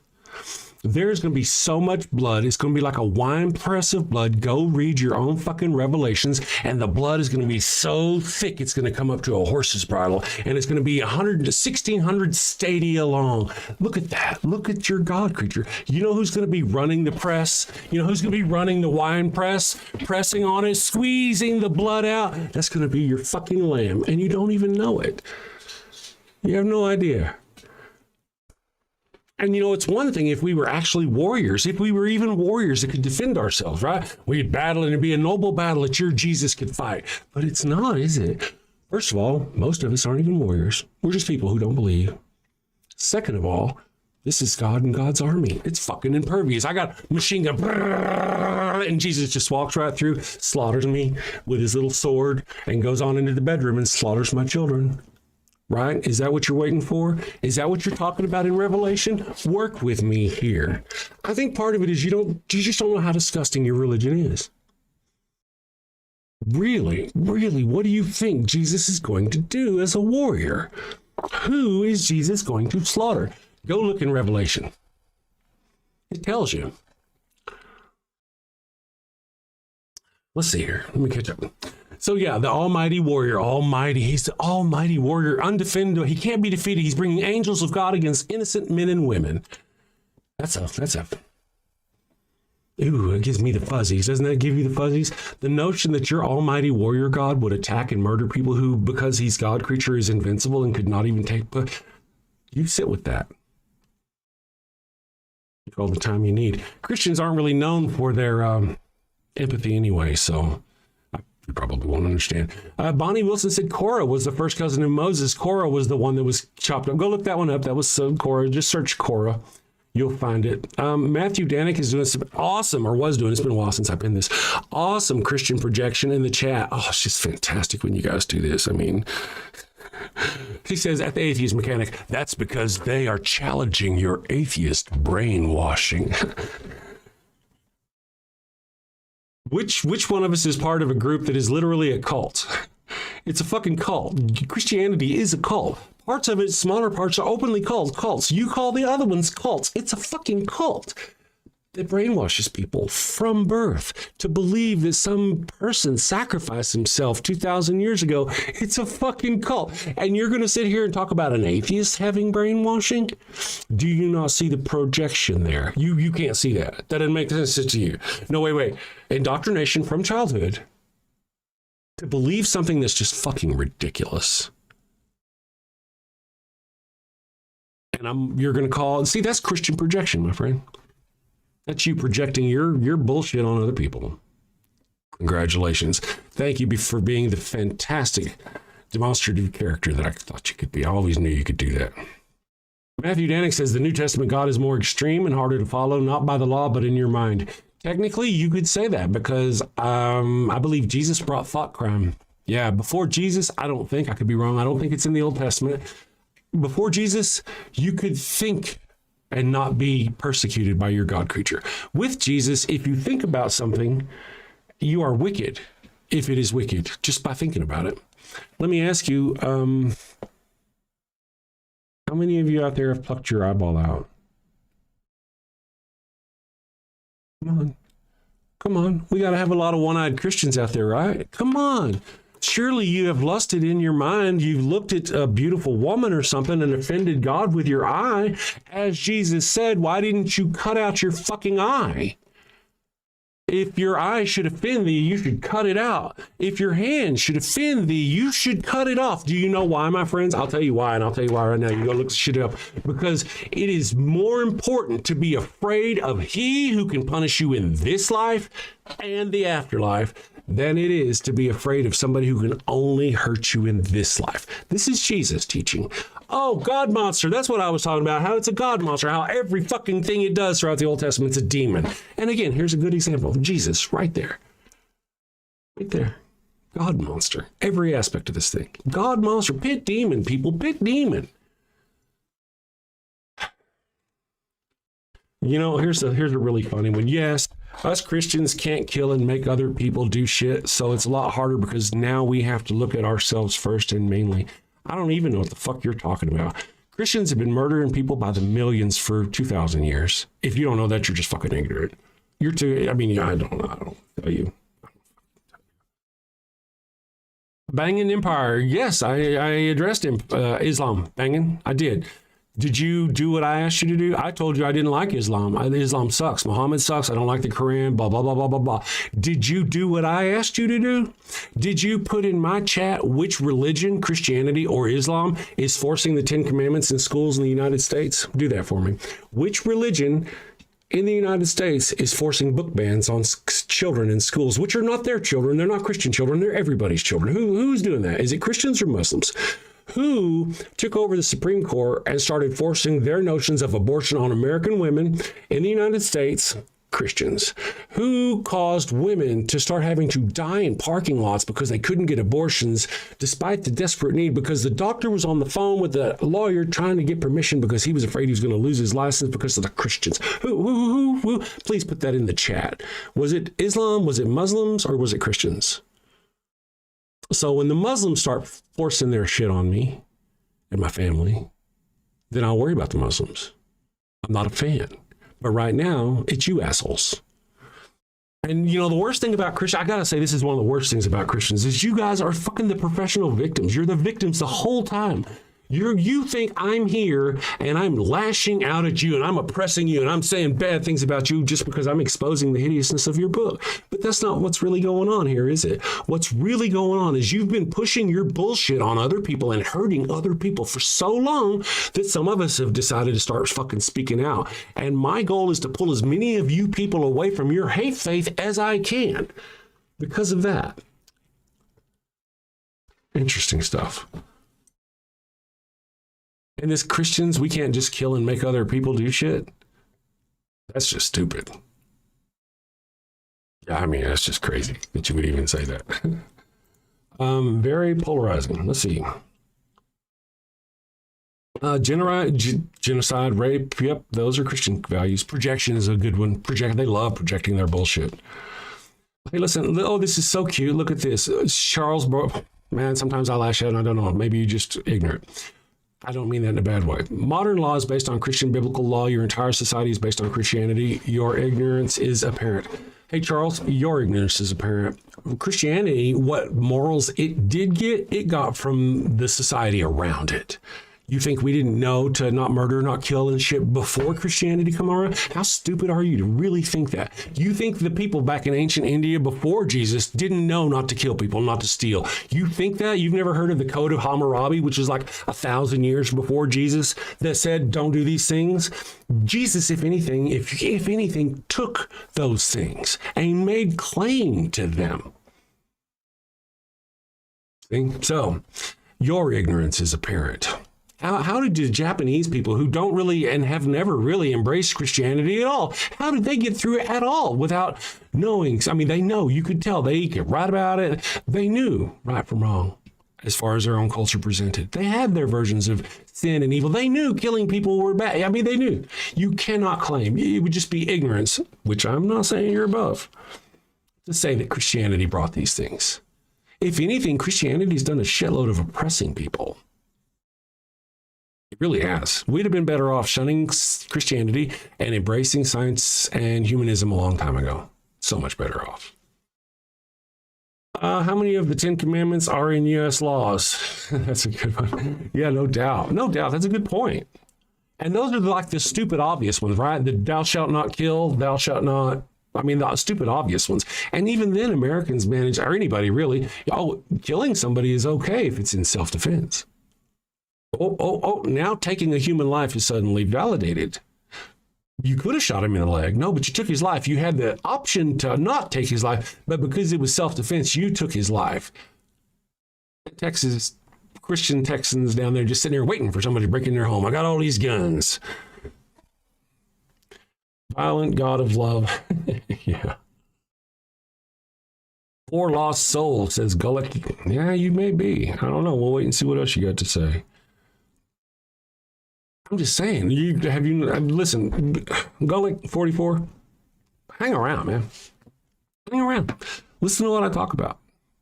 I mean, I do say things. I've got a temper. I'm not really a temper. I don't really get mad. I'm just kind of loud. I'm expressive. I'm kind of Daffy Duck. You know what I mean? So I can go on about myself. But listen to what I'm saying. Hear my words. Go look for yourself. Go look at the first 10 chapters. I'm just talking about the first 10 chapters of the Bible. Go look at the first 10 chapters of the Bible and ask yourself, which does this more fit?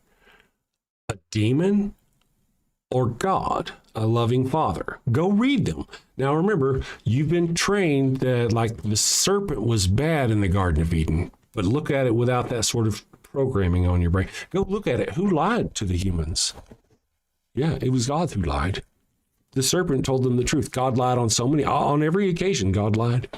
And then he overpunished woman for something she couldn't have done anything about because she was just naive and couldn't have outlived the snake anyway. So, I mean, your God, that right there is a horrific thing. Your God creature pops out of nowhere and then puts pain on woman for all eternity. The very first thing your God creature does is create pain in woman after creating man. And then it was kind of interesting that he created man, needed to make a companion for man. They named all the animals, which means they kind of like, I don't want to fuck that one. I don't want to fuck that one. They probably took a long, hard look at goats and sheep, and then were like, nah. And then like they finally decided to end up making woman. You should go read your Bible. This God creature is a fucking demon. Fucking demon. Look at the story of Lot. This God creature sends two of his servants, angels, whatever, to rescue Lot, who is his favorite, who he sees is holy in the eyes of the Lord.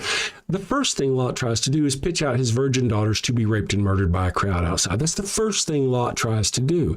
The second thing Lot does is rape his own daughters and get them both pregnant off in a cave. The person who's the villain of the story is Lot's wife for looking back at the city that she loved or missed or longingly or whatever. That's fucking evil. That's evil. That's the description of an evil creature. Now you're going to say that Lot didn't rape the daughters. They raped him. Really? You think that? You think these two girls got their elderly father so drunk that he couldn't remember, and yet he still got it up?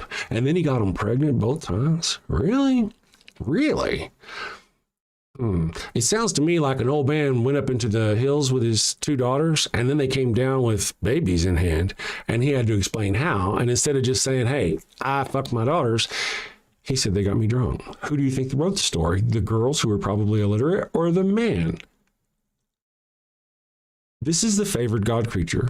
Your God creature, this is the favored of him. Now, you could say that God didn't approve of this, right? But he did. God, in the Bible, to get pregnant, according to Abram and Sarai's story, if you got pregnant, that was a blessing from God. You did not get pregnant without God's blessing. You had a man child. That is a blessing from God.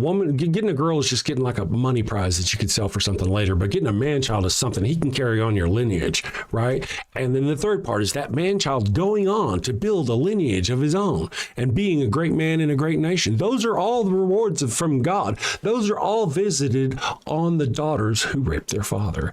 They both had children. They both got pregnant. So God must have approved of it, right? Right?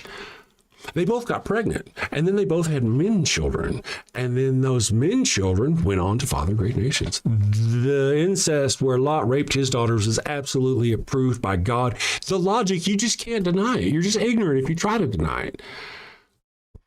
And this is your God creature. Throughout the Bible, it does this. I said look at the first 10 chapters. That was just random.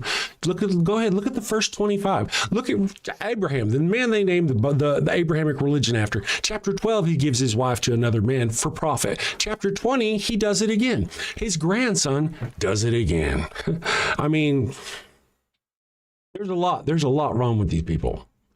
The book, the monster that these people worship is a demon. Go read the Bible. Take off the mask of this shit, dude. Stop seeing Eve as the victim or as the bad person. Stop seeing that as the fall of mankind. See that for what it is. The God creature literally lying to his people. He wanted mindless body slaves who didn't think, who did nothing but tend his garden. That's what he wanted. The serpent set us free. The serpent set you free. You people. Bum, ba-dum, bum, ba-dum, bum, ba-dum, bum. Ooh. Let's do this one here, my friends. Mon ami. Oops.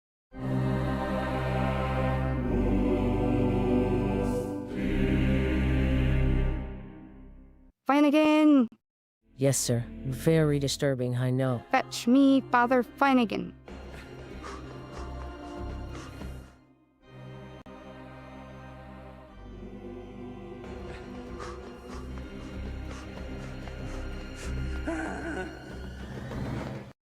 Your Highness. You are in the presence of His Holiness, the Pupius Maximus, guardian of the sacred fire hydrant, defender of the holy tennis ball, and eater of the golden kibble, Pup Oliver Poopsalot the Fifth. Your popedom. I heard you have a bone to pick with me. Condoms, Father Flanigan? No, thank you. I've got plenty. That's what I mean. Why are you selling condoms? Oh, you mean our Faro Sombrero line of condoms? Understood. You know how we feel about those around here. Well, they're not to be used by the Catholics, of course. Not for Catholics? No, they're part of our Sinner Gonna Sin lack of faith outreach program. A sinner gonna what? It's like getting the tithe, but from the heretics and the heathens and the atheists. Oh, well, when you put it like that. But, Your Highness, this will reflect very poorly on the church. True. You know what this means, Flanigan? Warning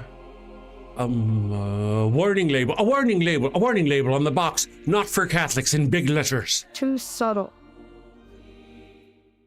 Instant purgatory if used by Catholics. I like it. Divine branding. Excellent, your popedom. Would there be anything else? That will be all. You may leave.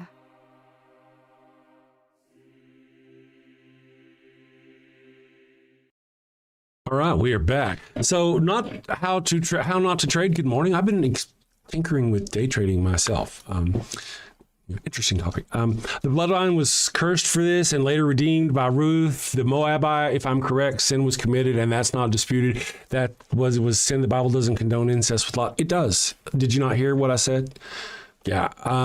3 chapters before that, Abram, and Sarai have a conversation with the Lord, and you learn right there you do not conceive children without the Lord's blessing. Both of these girls allegedly had sex with their father, drunken, elderly father, one time. Both of them conceived them in childhood. This is literally the definition of approval by God. You don't want it to be. That's not my problem. It's still going to be there tomorrow, the next day, the week later, a week from now, the next time I talk to somebody, it's still going to be there where that's what happened. We do have K. I'm going to call you K. For $5 Canadian says, would you say there is a difference between intelligence and wisdom? If so, then who would you say the most wise man in recorded history is? Yes, there's an difference between intelligence and wisdom. Straight intelligence would be like you're a nerd, you know? He's a really intelligent person. You know, he's got to walk over to the side of a ledge and piss off the ledge, right? He may not be really have the wisdom to know not to piss into the wind, though. You know? So there's a difference, I guess, between wisdom and intelligence, raw intelligence. I don't know. I don't know who would be the wisest man in history. I would say my dad. My dad was awesome. He was awesome. You know, my dad was a Christian right up to the end. Right up to the end, he died of lung cancer, which is spread to his brain. Now, it's one of those things, and it's one of those things where in his last few moments, he actually thought he was seeing angels and stuff like that. I mean, he was dying of brain cancer. I mean, it was lung cancer that had moved to his brain. Yeah. Yep. Sure enough. You know, I realized there was a part of me at the time that wanted to think that that meant something, but it's one of those things. It's cultural. That's how he was raised all his life. He believed that. That's exactly what his brain in his last moments is going to go to. If he was of a different culture, he would have gone to a different thing. You know, like Indians, for example, they might in their last moment see one of their gods other than Jesus, right? I mean, it's just kind of what their brain goes to at the last moment.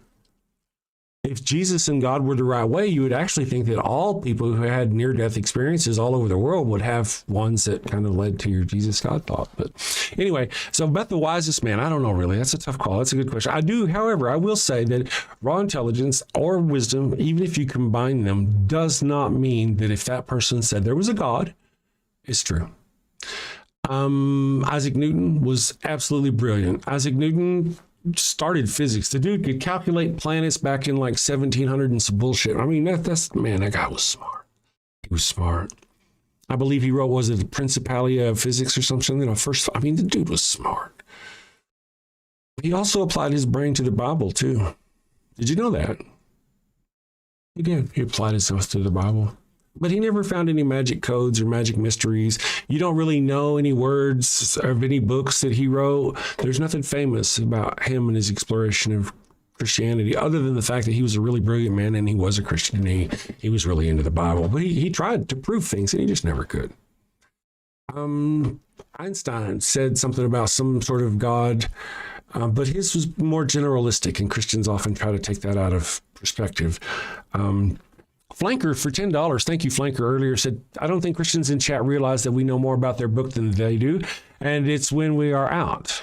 And it's that's why we are out.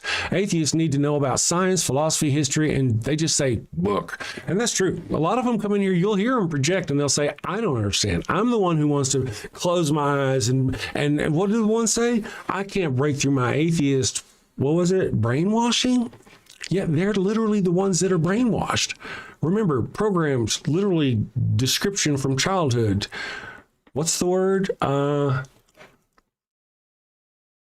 Indoctrination. That's what you do to your children. You literally indoctrinate your children from childhood to believe ridiculous things. And then you come in here and you say that the people who believe in reality are the ones that are brainwashed. That's Christian projection. 101. Right up, straight up. Christian projection. Let's see. Gile is here. Good morning, Gile. Faye is here, pissing in the wind, wisdom. Some interesting names, some new people I don't know. Good morning, Flanker, by the way. Thank you for joining us. Born into it from childhood, into a cult, and never shown good information. You know, a lot of people really were, I think. It depends on... Some of them were born into the cult. Some of them were indoctrinated later. But they think we're the ones that are indoctrinated. We are the weak-minded. Remember, we're the fools. And see, that's the whole thing. If I were to try to convince you of something that's just stupid and ridiculous, and I got my arm around you, I'm like, hey man, look at this, man. Look at this. This is a red lighter. You like this red lighter? This is a fantastic. You don't think it's a red lighter? You got to have faith, man. You got to have faith it's a red lighter. It will be a red lighter after you die, my friend. When you die, if you have faith, this will be a red lighter, okay? Are you seeing what's going on here? Yes. Why are you wasting your time with this? It is foolish. That's right. That's kind of the whole deal. That's exactly what the person who's going to say, I'm telling you to believe this is a red lighter and it's ridiculous. You don't believe me, so now I tell you it's going to come after you die. You still don't believe me. Then I threaten you with hell. Oh, you're going to go to hell if you don't believe. All right, now you believe. But then there's people out here going, dude, that's fucking stupid. That is stupid. Oh, man, don't listen to them. Only fools would not believe. It makes sense, doesn't it? Literally, that right there, me being a con man, if you'll allow the expression, trying to convince you of something that's ridiculous, and then somebody outside of it says, hey man, that's ridiculous. And I'm going to go, no, they are fools because they don't see. Does that make more sense than supernatural God creature sending his son down and performing miracles and all that business? You're going to get this. It's going to be a red letter after you die. I can see the crosses in the chat. So what happens when you die? Asked Robert Plank. What happened before you were here, Robert? Exactly what you felt before you were here. Before you were born, exactly the same thing. That's my answer. What happens after I die in your world? In your worldview, you're merciful, loving God creature, since I don't believe he's going to torment me forever. You remember earlier where I was trying to point out that your God was more like a demon? Have you been listening to me this whole show? Go look at the scriptures I point out. You know what I'm saying is true. For example, the Pharaoh. Go look. You know God hardened the Pharaoh's heart. Why did he harden Pharaoh's heart? So the Pharaoh would not release his people so God could rain down the 10 plagues on Egypt. The last one being God killing the firstborn children of Egypt. Does that sound like a loving, understanding, peaceful God to you? Or does that sound like a hideous fucking pit demon? So am I lying to you? I mean, right? Next up in the bark bank, a clergyman with a holy hustle and maybe a few unholy loopholes. Hi, Barks. Blessings and belly rubs to you all. I'm Father Flanigan, and today I'm here seeking $50,000 for 3% of my soul-saving startup, Holy Halos, the world's first, soon-to-be, church-approved condoms. Following the ways of the Lord can be hard and often require sacrifices of the flesh. Well, fear not, my wayward child. Introducing Father Flanigan's line of Holy Halo condoms. Hold on, Father. The church very much doesn't like condoms. How do you expect to sell these? Well, you're right, but these aren't just any condoms. No, my furry financiers, these are permeable. But every single halo has been dipped in holy water, a divine divider between you and sin. You can finally frolic freely and still keep that sweet spot in heaven. Permeable, but dipped in holy water to keep the sin out, but let the babies in. Let you get your stick wet without getting your stick stuck. If you know what I mean. Oh my! Very embarrassing every time. So basically they don't work as condoms, but they let you get away with having sex without going to hell? Exactly. The church gets to keep making babies, but you don't have to keep going to confession. Think of it. No more guilt. No more awkward "I'm saving myself for marriage" speeches. With Holy Halos, you can take those pray hands and turn them into lay hands. Didn't I read that holy water is full of bacteria like E. coli? Won't this be harmful to women's health? The words are English, but I don't understand the question. How are you addressing the issue holy water presents for women's health? Again, I'm not understanding. She does that. Well, we don't get it either. Is that mesh from a window screen? Ah, that's a keen eye you have there, young lass. Yes. Another fine selling point, rough on the outside to increase her shame, as it should be, but soft and smooth on the inside, internally lubed and ribbed for his pleasure. We even have custom scents. Scents? Now you have my attention. What flavors we talking? Don't pitch me that vanilla missionary nonsense, Padre. Well, we do have virgin vanilla, but we also have miracle mint and cooing camel, and my personal favorite, sweat of the Savior. And the Vatican, they've blessed this endeavor? Well, not exactly. I'm still waiting on the papal decree one way or the other. I love it, but you're asking 50 grand for only 3%. That's rough, Father, real rough. Not running with the big dogs on this one. I'm gonna stay on the porch. Me too. Good luck, Father. 15%. Ouch, 15%, that's highway robbery even for the church.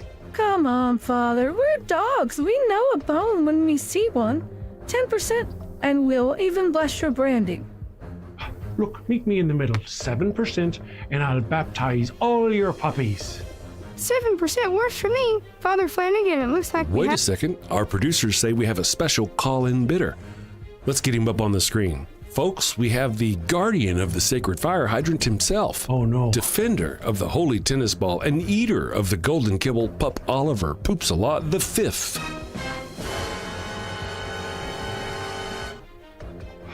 Flanigan! Yes, your portrait. 50,000 at 20%. 20%? And you get to keep calling yourself a father. Sold to the pup in the very fine hat. I knew you'd see it my way. You're very wise, your hiney. Would there be anything else? You may leave. Father Flanigan's line of holy halos, ultra thin, spiritually thick. Available in 3 sizes: conservative, medium, and liberal. All right, good morning. So I want to mention real quick, we got somebody new in the chat. In Sheridan, says Christians live rent-free in all your heads on a daily basis. Why so militant about something you think is a fantasy? Again, it's not the God creature or Jesus that we're against. It's the actions of the followers. You are en masse and you're forcing your religion on other people here in the United States. Book bans, 10 commandments in schools, the abortion issues. I could go on. So that's why. It's not just because. There's a reason why. It's a reaction, not an action. We are reacting to your Christian oppression. And you're like, oh my God, oh, stop reacting, stop resisting, stop, oh, stop. Mean atheists calling me out for my bullshit. Not you personally, but you know what I mean. Avrami says, so this is the chat where we get to make fun of folks we don't understand. Yeah, maybe. Flanker says, because you're forcing. Yeah, that's true. See, thank you for that. Thank you. Sheridan says, you know nothing about. Right.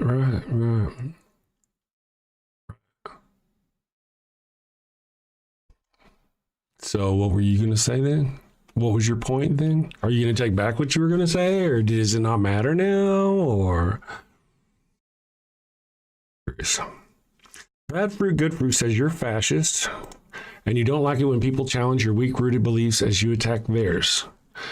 Don't know what fascist means, apparently, if you're talking to me anyway. And you know, one of the things is, we're attacking your beliefs. I'm attacking your beliefs. Absolutely. I'm exposing them, really. When you look over here to what I've been showing you, am I attacking your beliefs? Really? Then maybe what you believe is stupid. Oh, I'm sorry. I should respect your religious beliefs. No, I shouldn't. It's stupid. It's not just that it's stupid. If that were it, I wouldn't have a problem with it.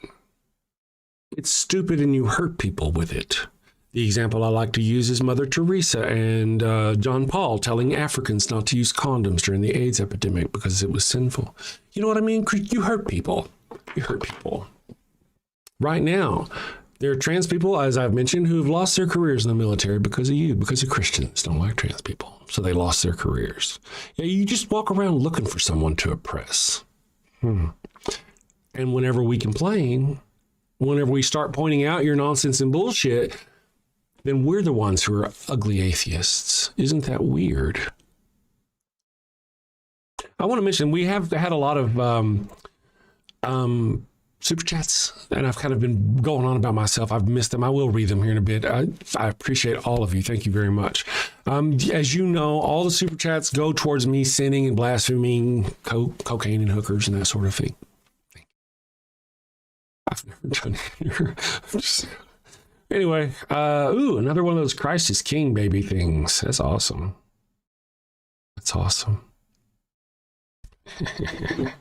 I think that's kind of cute.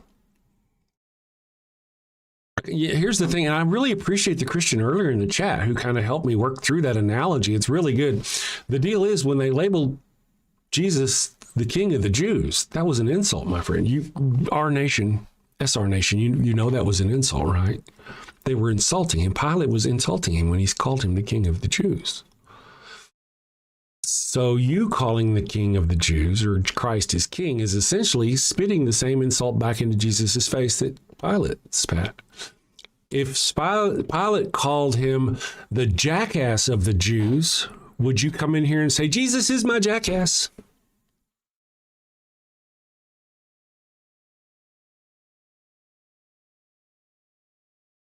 I wonder how Jesus would like that.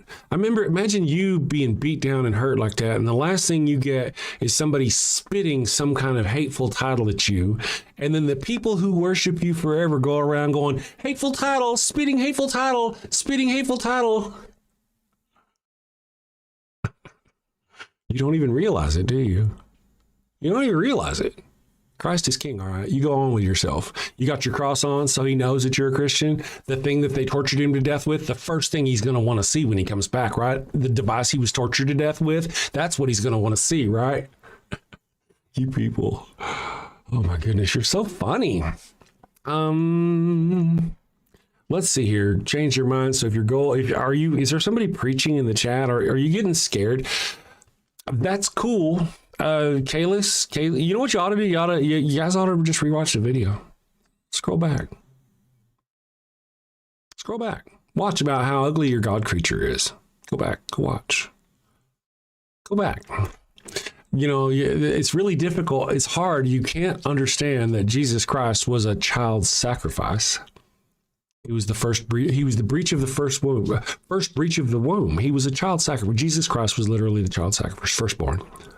He was child sacrifice. You worship a God that committed a child sacrifice for you. How is that good? How is that good? If your boss went into your neighbor's house and killed one of their children for you because you'd been stealing from the company, is that good?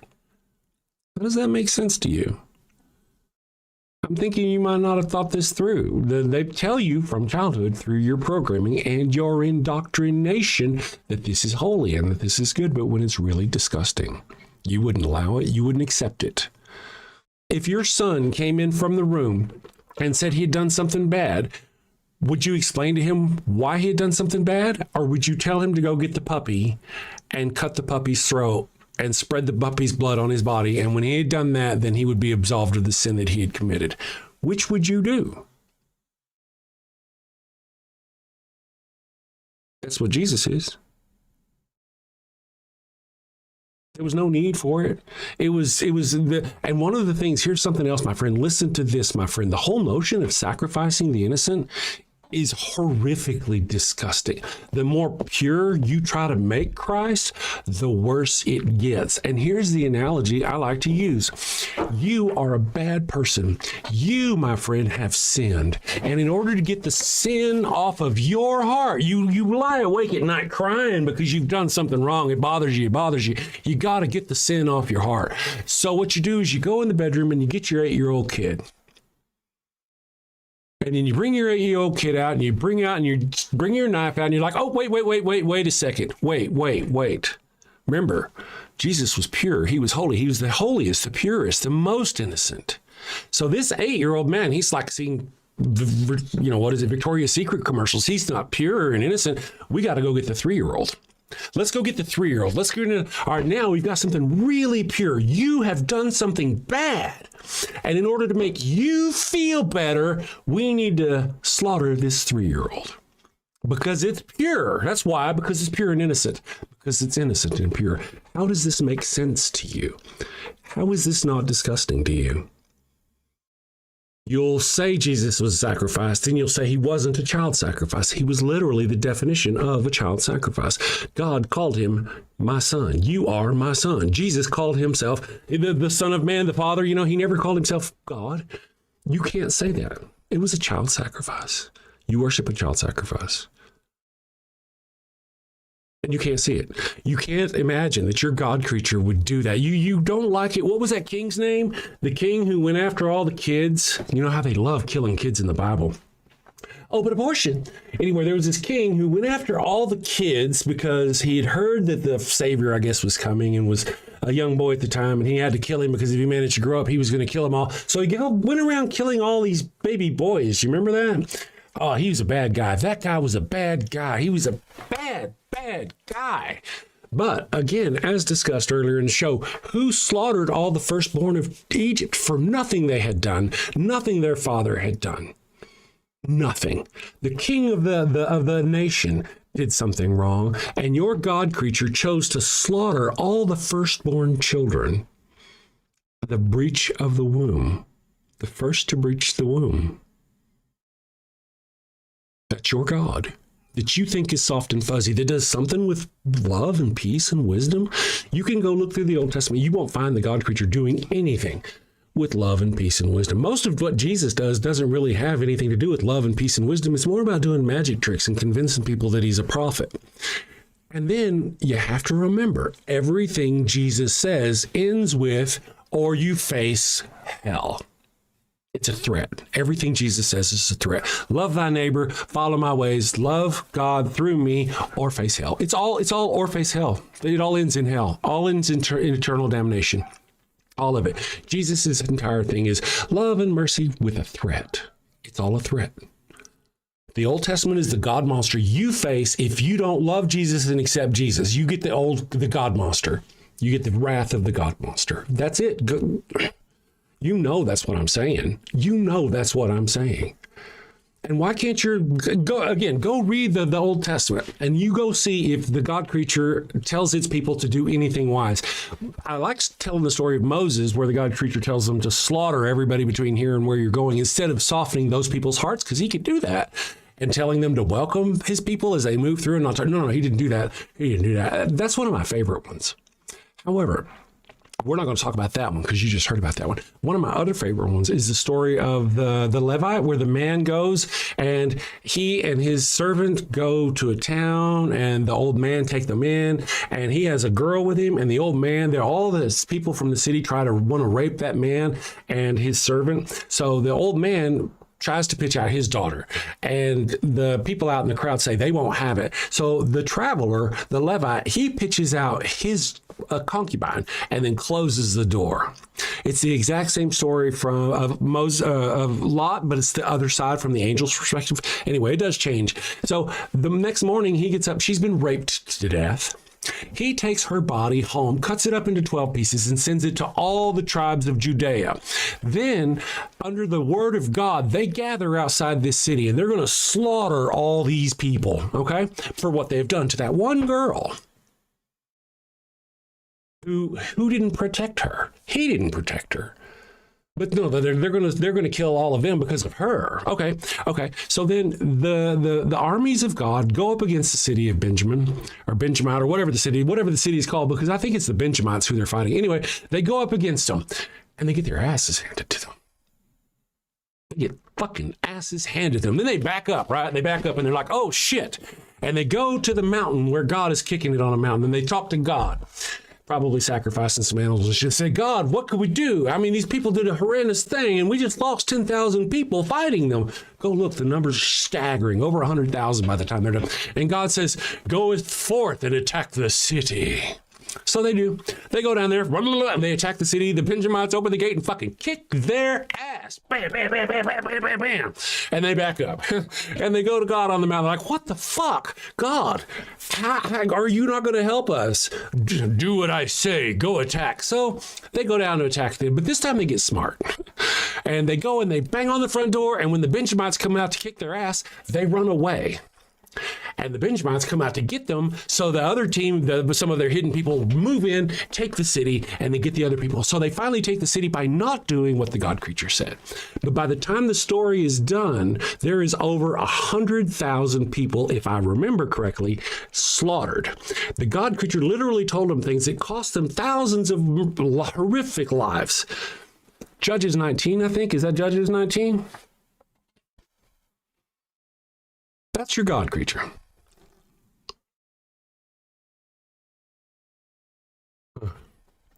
Let's see. There's nothing you could say that would convince any atheist to change your mind. Oh yeah, don't be preaching. I mean, you're not going to convince anybody. If anything, hang out. We'll get you. You'll be sending me a message in Discord. The literal Christian, atheist historians even confirm Jesus, what you are on. Jesus existed. What you are on. Let me pin that. Okay. Atheist historians agree that there may have been a physical, real, live Jesus, possibly. Yeah. Okay. Does it say former atheists who now wholeheartedly believe in Jesus Christ, the risen Savior, confirm Jesus existed? No, it doesn't. Just because they believe he may have been a real man didn't even convince them, did it? Even that didn't convince them. They're still atheists. Just because he's a real man doesn't mean anything. Matter of fact, if you read the stories of Jesus and what he did, where he went and what they did, it sounds more like a con job, like a group of people going around hacking a con. Like him and like 3 or 4 people. He's like, hey, baby, this chick over here. He's like, Mary, whatever. You, whenever we get there, I'm going to be preaching to the poor. You come up and touch my robe, okay? And then after you touch my robe, collapse to the ground and claim I've healed your bleeding. You've been bleeding for, I don't know, a dozen years. Tell them a dozen years. Oh, I've healed you with my touch. Okay. And then as soon as you're done, get up and get out of there as quickly as you can. Go read. Almost every one of Jesus's healing stories is exactly like that. It's like one person out of the crowd, that person disappears. The person who he heals in the story of Mark, chapter 2 or 3, he heals the man they lower through the roof. He blesses his sins. He heals the man rolls up his tent and leaves right then. The man who Jesus, you can really run this back and watch this later and look all this shit up. Have ChatGPT help you.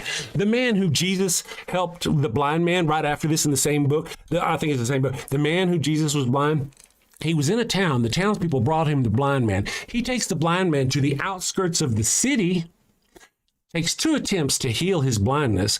Finally, he does heal the man, and then go read it. He tells the man to go home. Do not go back to the city. It's a scam. It's a scam. They fed 5,000. Oh my God, how did they feed 5,000? Well, that would be more of a scam too, wouldn't it? Where they had like some inventory and they just fed people and didn't tell them they had those foods.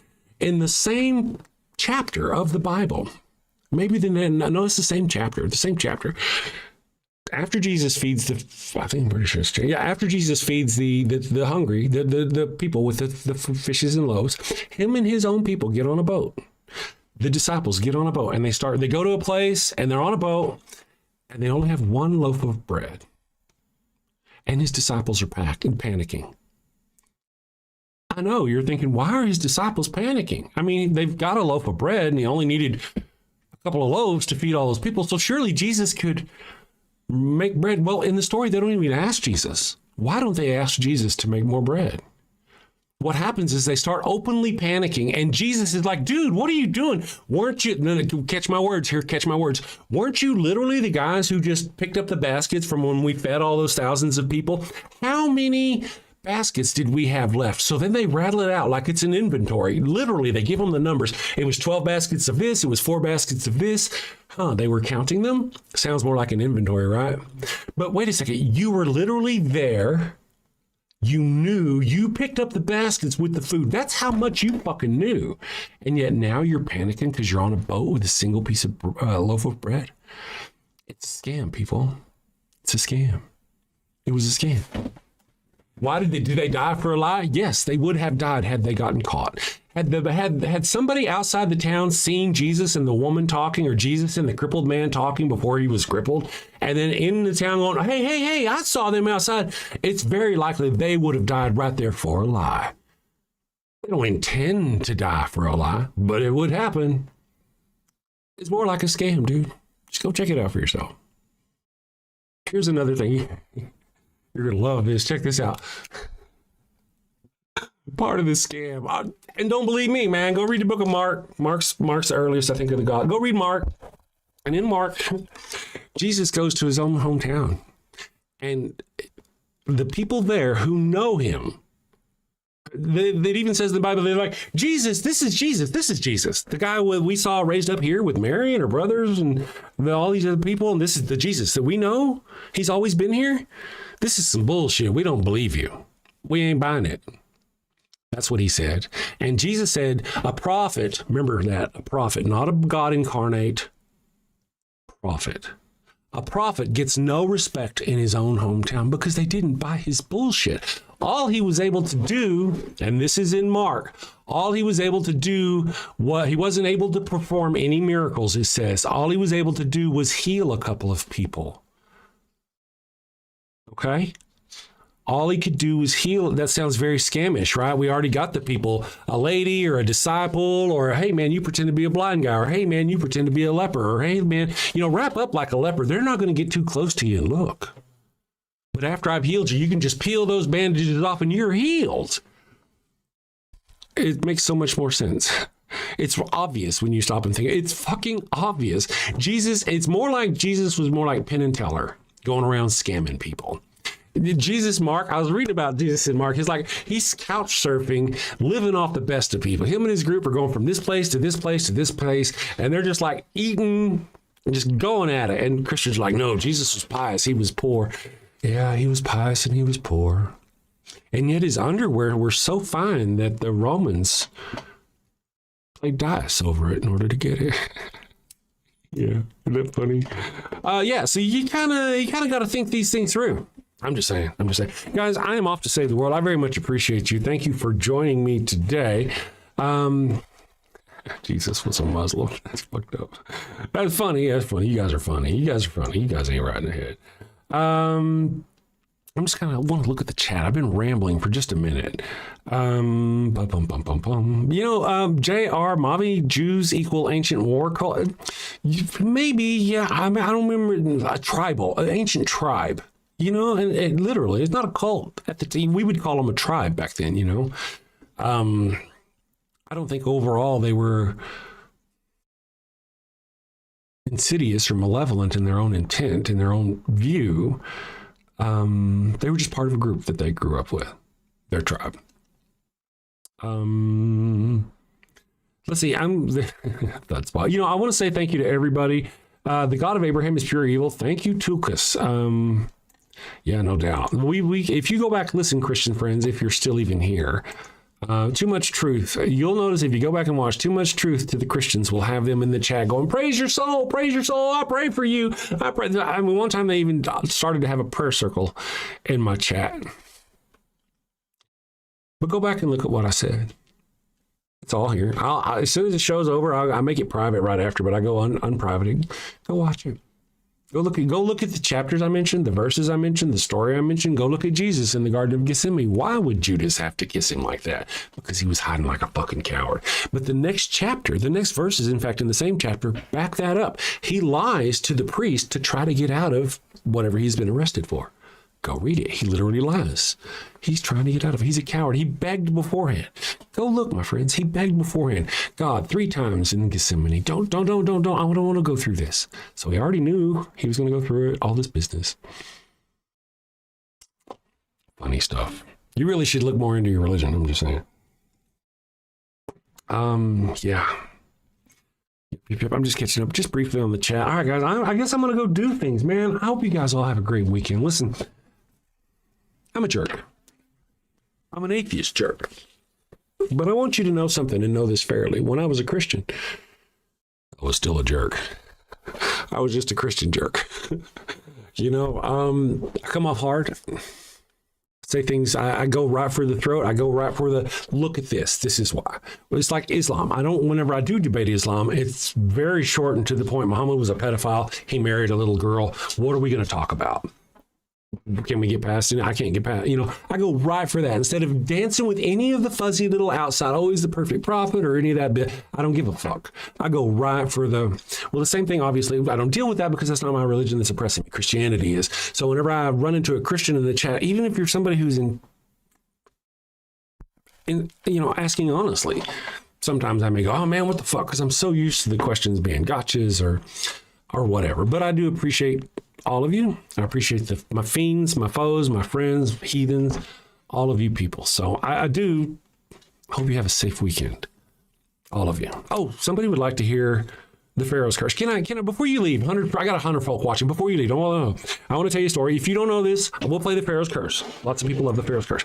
If you don't know this, the story of Abram, the guy who created the Abrahamic religion, in Genesis chapter 12, he was afraid the Egyptian Pharaoh was going to kill him. So he used his wife as a shield, gave his wife to another man, and actually got coin, cattle, and slaves. So much so that when they left Egypt, he and Lot were so busy they had to fucking separate up.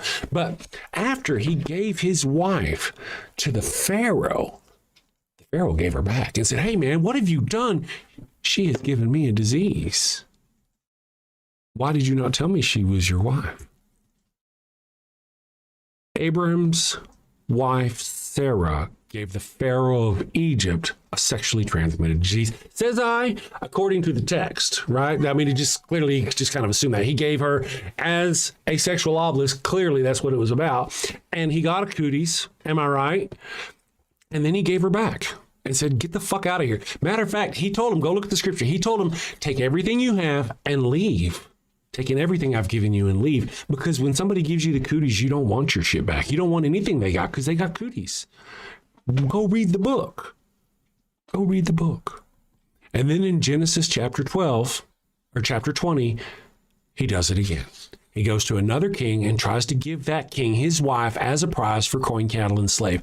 But that king has a dream, and God speaks to him and says, hey, don't do it. So he confronts Abram, and Abram says, why did you say she was your sister and not your wife? He said, well, because she actually is my sister. She was his sister and his wife.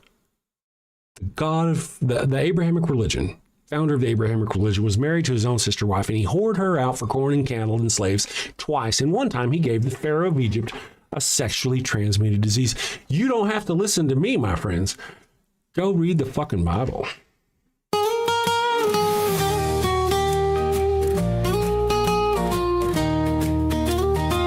Mi burrito es tan bueno. It burns when I pee. Abraham had the crotch cooties and gave his sister wife to me. El ataco bueno bueno. It stings like a bee. They told me she was his sister. Now I'm plagued between the knees. I've got the Pharaoh's curse, a case of penile plague. I've got the Pharaoh's curse, there's fire between my legs. Mi burrito está no bueno, a full bladder I fear. Abraham's lies and Sarai's touch have left me itching front to rear. Mi burrito está bueno, it burns when I pee. Abraham had the crotch cooties and gave his sister wife to me. I've got the Pharaoh's curse, a case of penile plague. I've got the Pharaoh's curse, there's fire between my legs.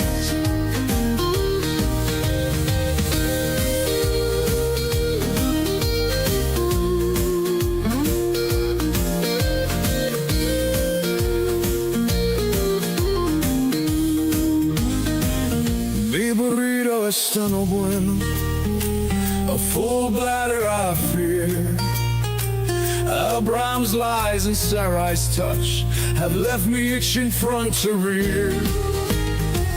Mi burrito está no bueno, it burns when I pee. Abraham had the crotch cooties and gave his sister wife to me. I've got the Pharaoh's curse, a case of penile plague. I've got the Pharaoh's curse, there's fire between my legs. I've got the Pharaoh's curse, a case of penile plague. I've got the Pharaoh's curse, there's fire between my legs.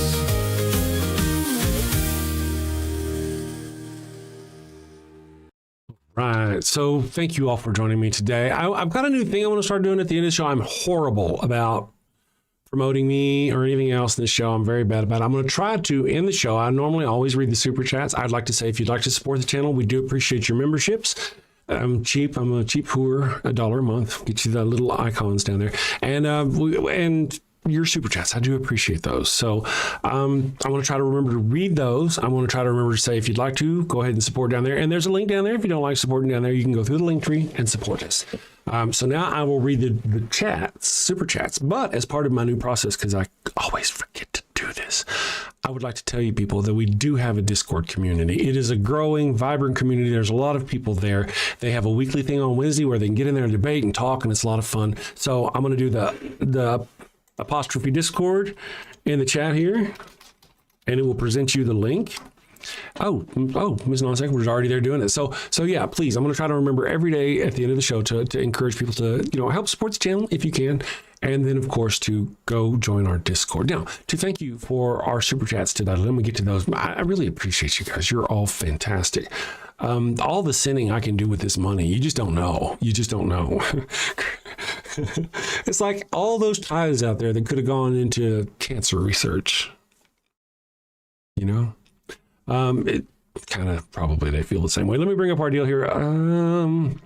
2 hours ago, the Atheist Mechanic. Jesus has been dead for over 2,000 years. He isn't coming back. He lied to you, Christians. Indeed.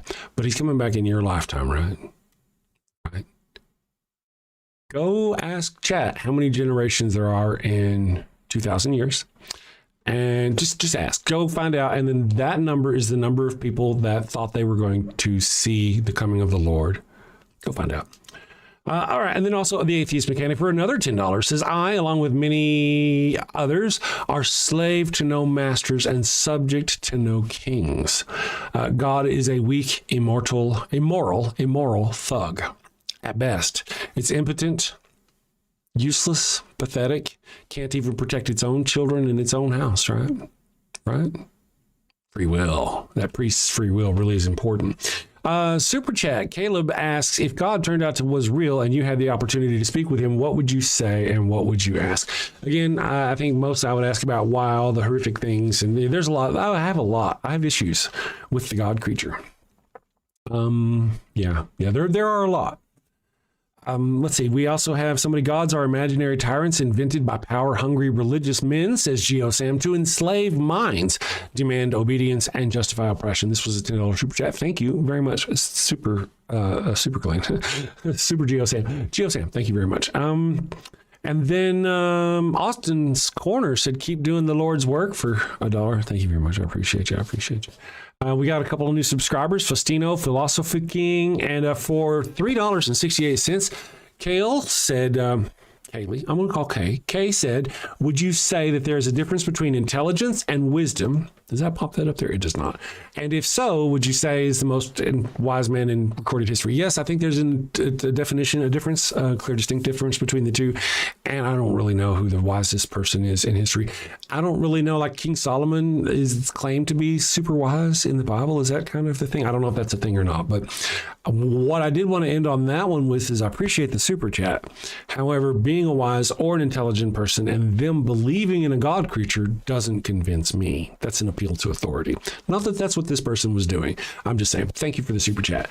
And then Flanker 130. Good morning, Flanker. It's a new name. Nice to see new faces in the chat. I appreciate you, fellow burners, for joining me.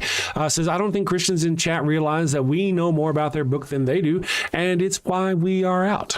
That's how we got out. Many of us. That's why. Go read your own book. That's what I've been telling you through this whole show. Go read your book. I've been pointing to things, telling you things. You even know the things. You know the God creature killed the firstborn children of Egypt. You know that.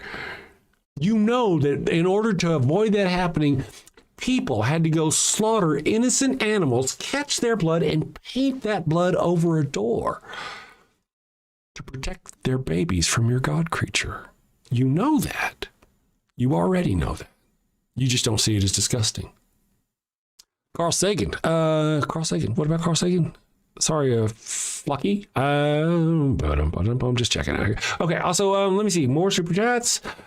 Then we go on. How about all of the scientific advancements, says Flanker, for another $5. First one was $10. Second one was $5. Scientific advancements being stunted for 1,000 years, being locked up for saying anything against the Bible until the Enlightenment. I do want to mention that, I don't know if you know this or not, there is a horrific imbalance between in the study of biology and medicine between men and women. So women are really complex, but we don't know a lot about them because the research into them has been slight. For example, car test dummies were all based on men for the longest time, right? That's just kind of an example. So where for women, the scientific advancement for women has been stunted because of the interference of theology in science. If you don't know this or not, I think it's May, back in 1650 somewhere, the original founder of the original Illuminati. Go look up what he was doing and why he did it. He created that as a group of intellects to get religion out of university. They had too much power. They had too much influence in the university and the schools. The original Illuminati were founded to stop theists in universities. So, my thingy seems awful small. My camera, I seem awful small on my screen here. Sorry. It's a little late for this, but let me just, there we go. I'd be tall now. Well, I'm taller. Anyway, so yeah. So 1,000 years. There were a lot of scientific advancements made under the umbrella of Christianity. Cannot say that's not true. But you can't say they wouldn't have happened had Christianity not been there. Right? I mean, you can't say that. Christianity was something that was already covered over Roman Catholics, and when the Roman Empire fell and all that stuff, and then you had all the spread of Christianity through there. You had an entire continent that was covered with Christianity. Anything like science that developed under there, you're going to take credit for. I mean, but would that have happened anyway? Probably, possibly. Might have even happened and gone better. There were so many times throughout history where Christians were directly against science. There are many, you're going to be saying, oh, this one guy was a Christian. He was this atheist back in this day was a Christian. He was a Christian. Yeah, part of the reason why that could have been was because they were raised Christian and that's what they were indoctrinated. And the other part of it is because throughout history, it was very likely if you denied God, they would fucking kill you. Right? Right. So how many scientists out there you think are Christians but weren't because they were afraid for their lives? Interesting stuff. Thank you all for the super chats, my friends. I have just rambled on. I appreciate you again. Discord. Check out our Discord below. Thank you for all the super chats. Become a member. Throw us some coin and send safely. My friends, we will see you Monday. Oh, I don't even have my thing up here. Let me do this. I can do this manually. I appreciate you. Got a house that smells like old cheese and shame. Father Flanigan's flesh candles change the game. Goat-scented thrills for your soul's delight. Light it up, baby, make your room right. When you've sinned and need to atone, light a candle and avoid the stone. Smell the goat in a holy zone. Father Flanigan, here to set the tone. Confession booth, busy, no need to stress. Light a candle and forget your mess. Gross odors vanish like sins in the wind. With each wick, guess who's your new best friend? When you've sinned and need to atone, light a candle and avoid the stone. Smell the goat in a holy zone. Father Flanigan, here to set the tone. Lambs and calves may have their day, but goat's the scent that leads the way. Clean your slate with a sniff so pure. Father Flanigan's got the cure. Turn your home into a saintly space. With every whiff, find redeeming grace.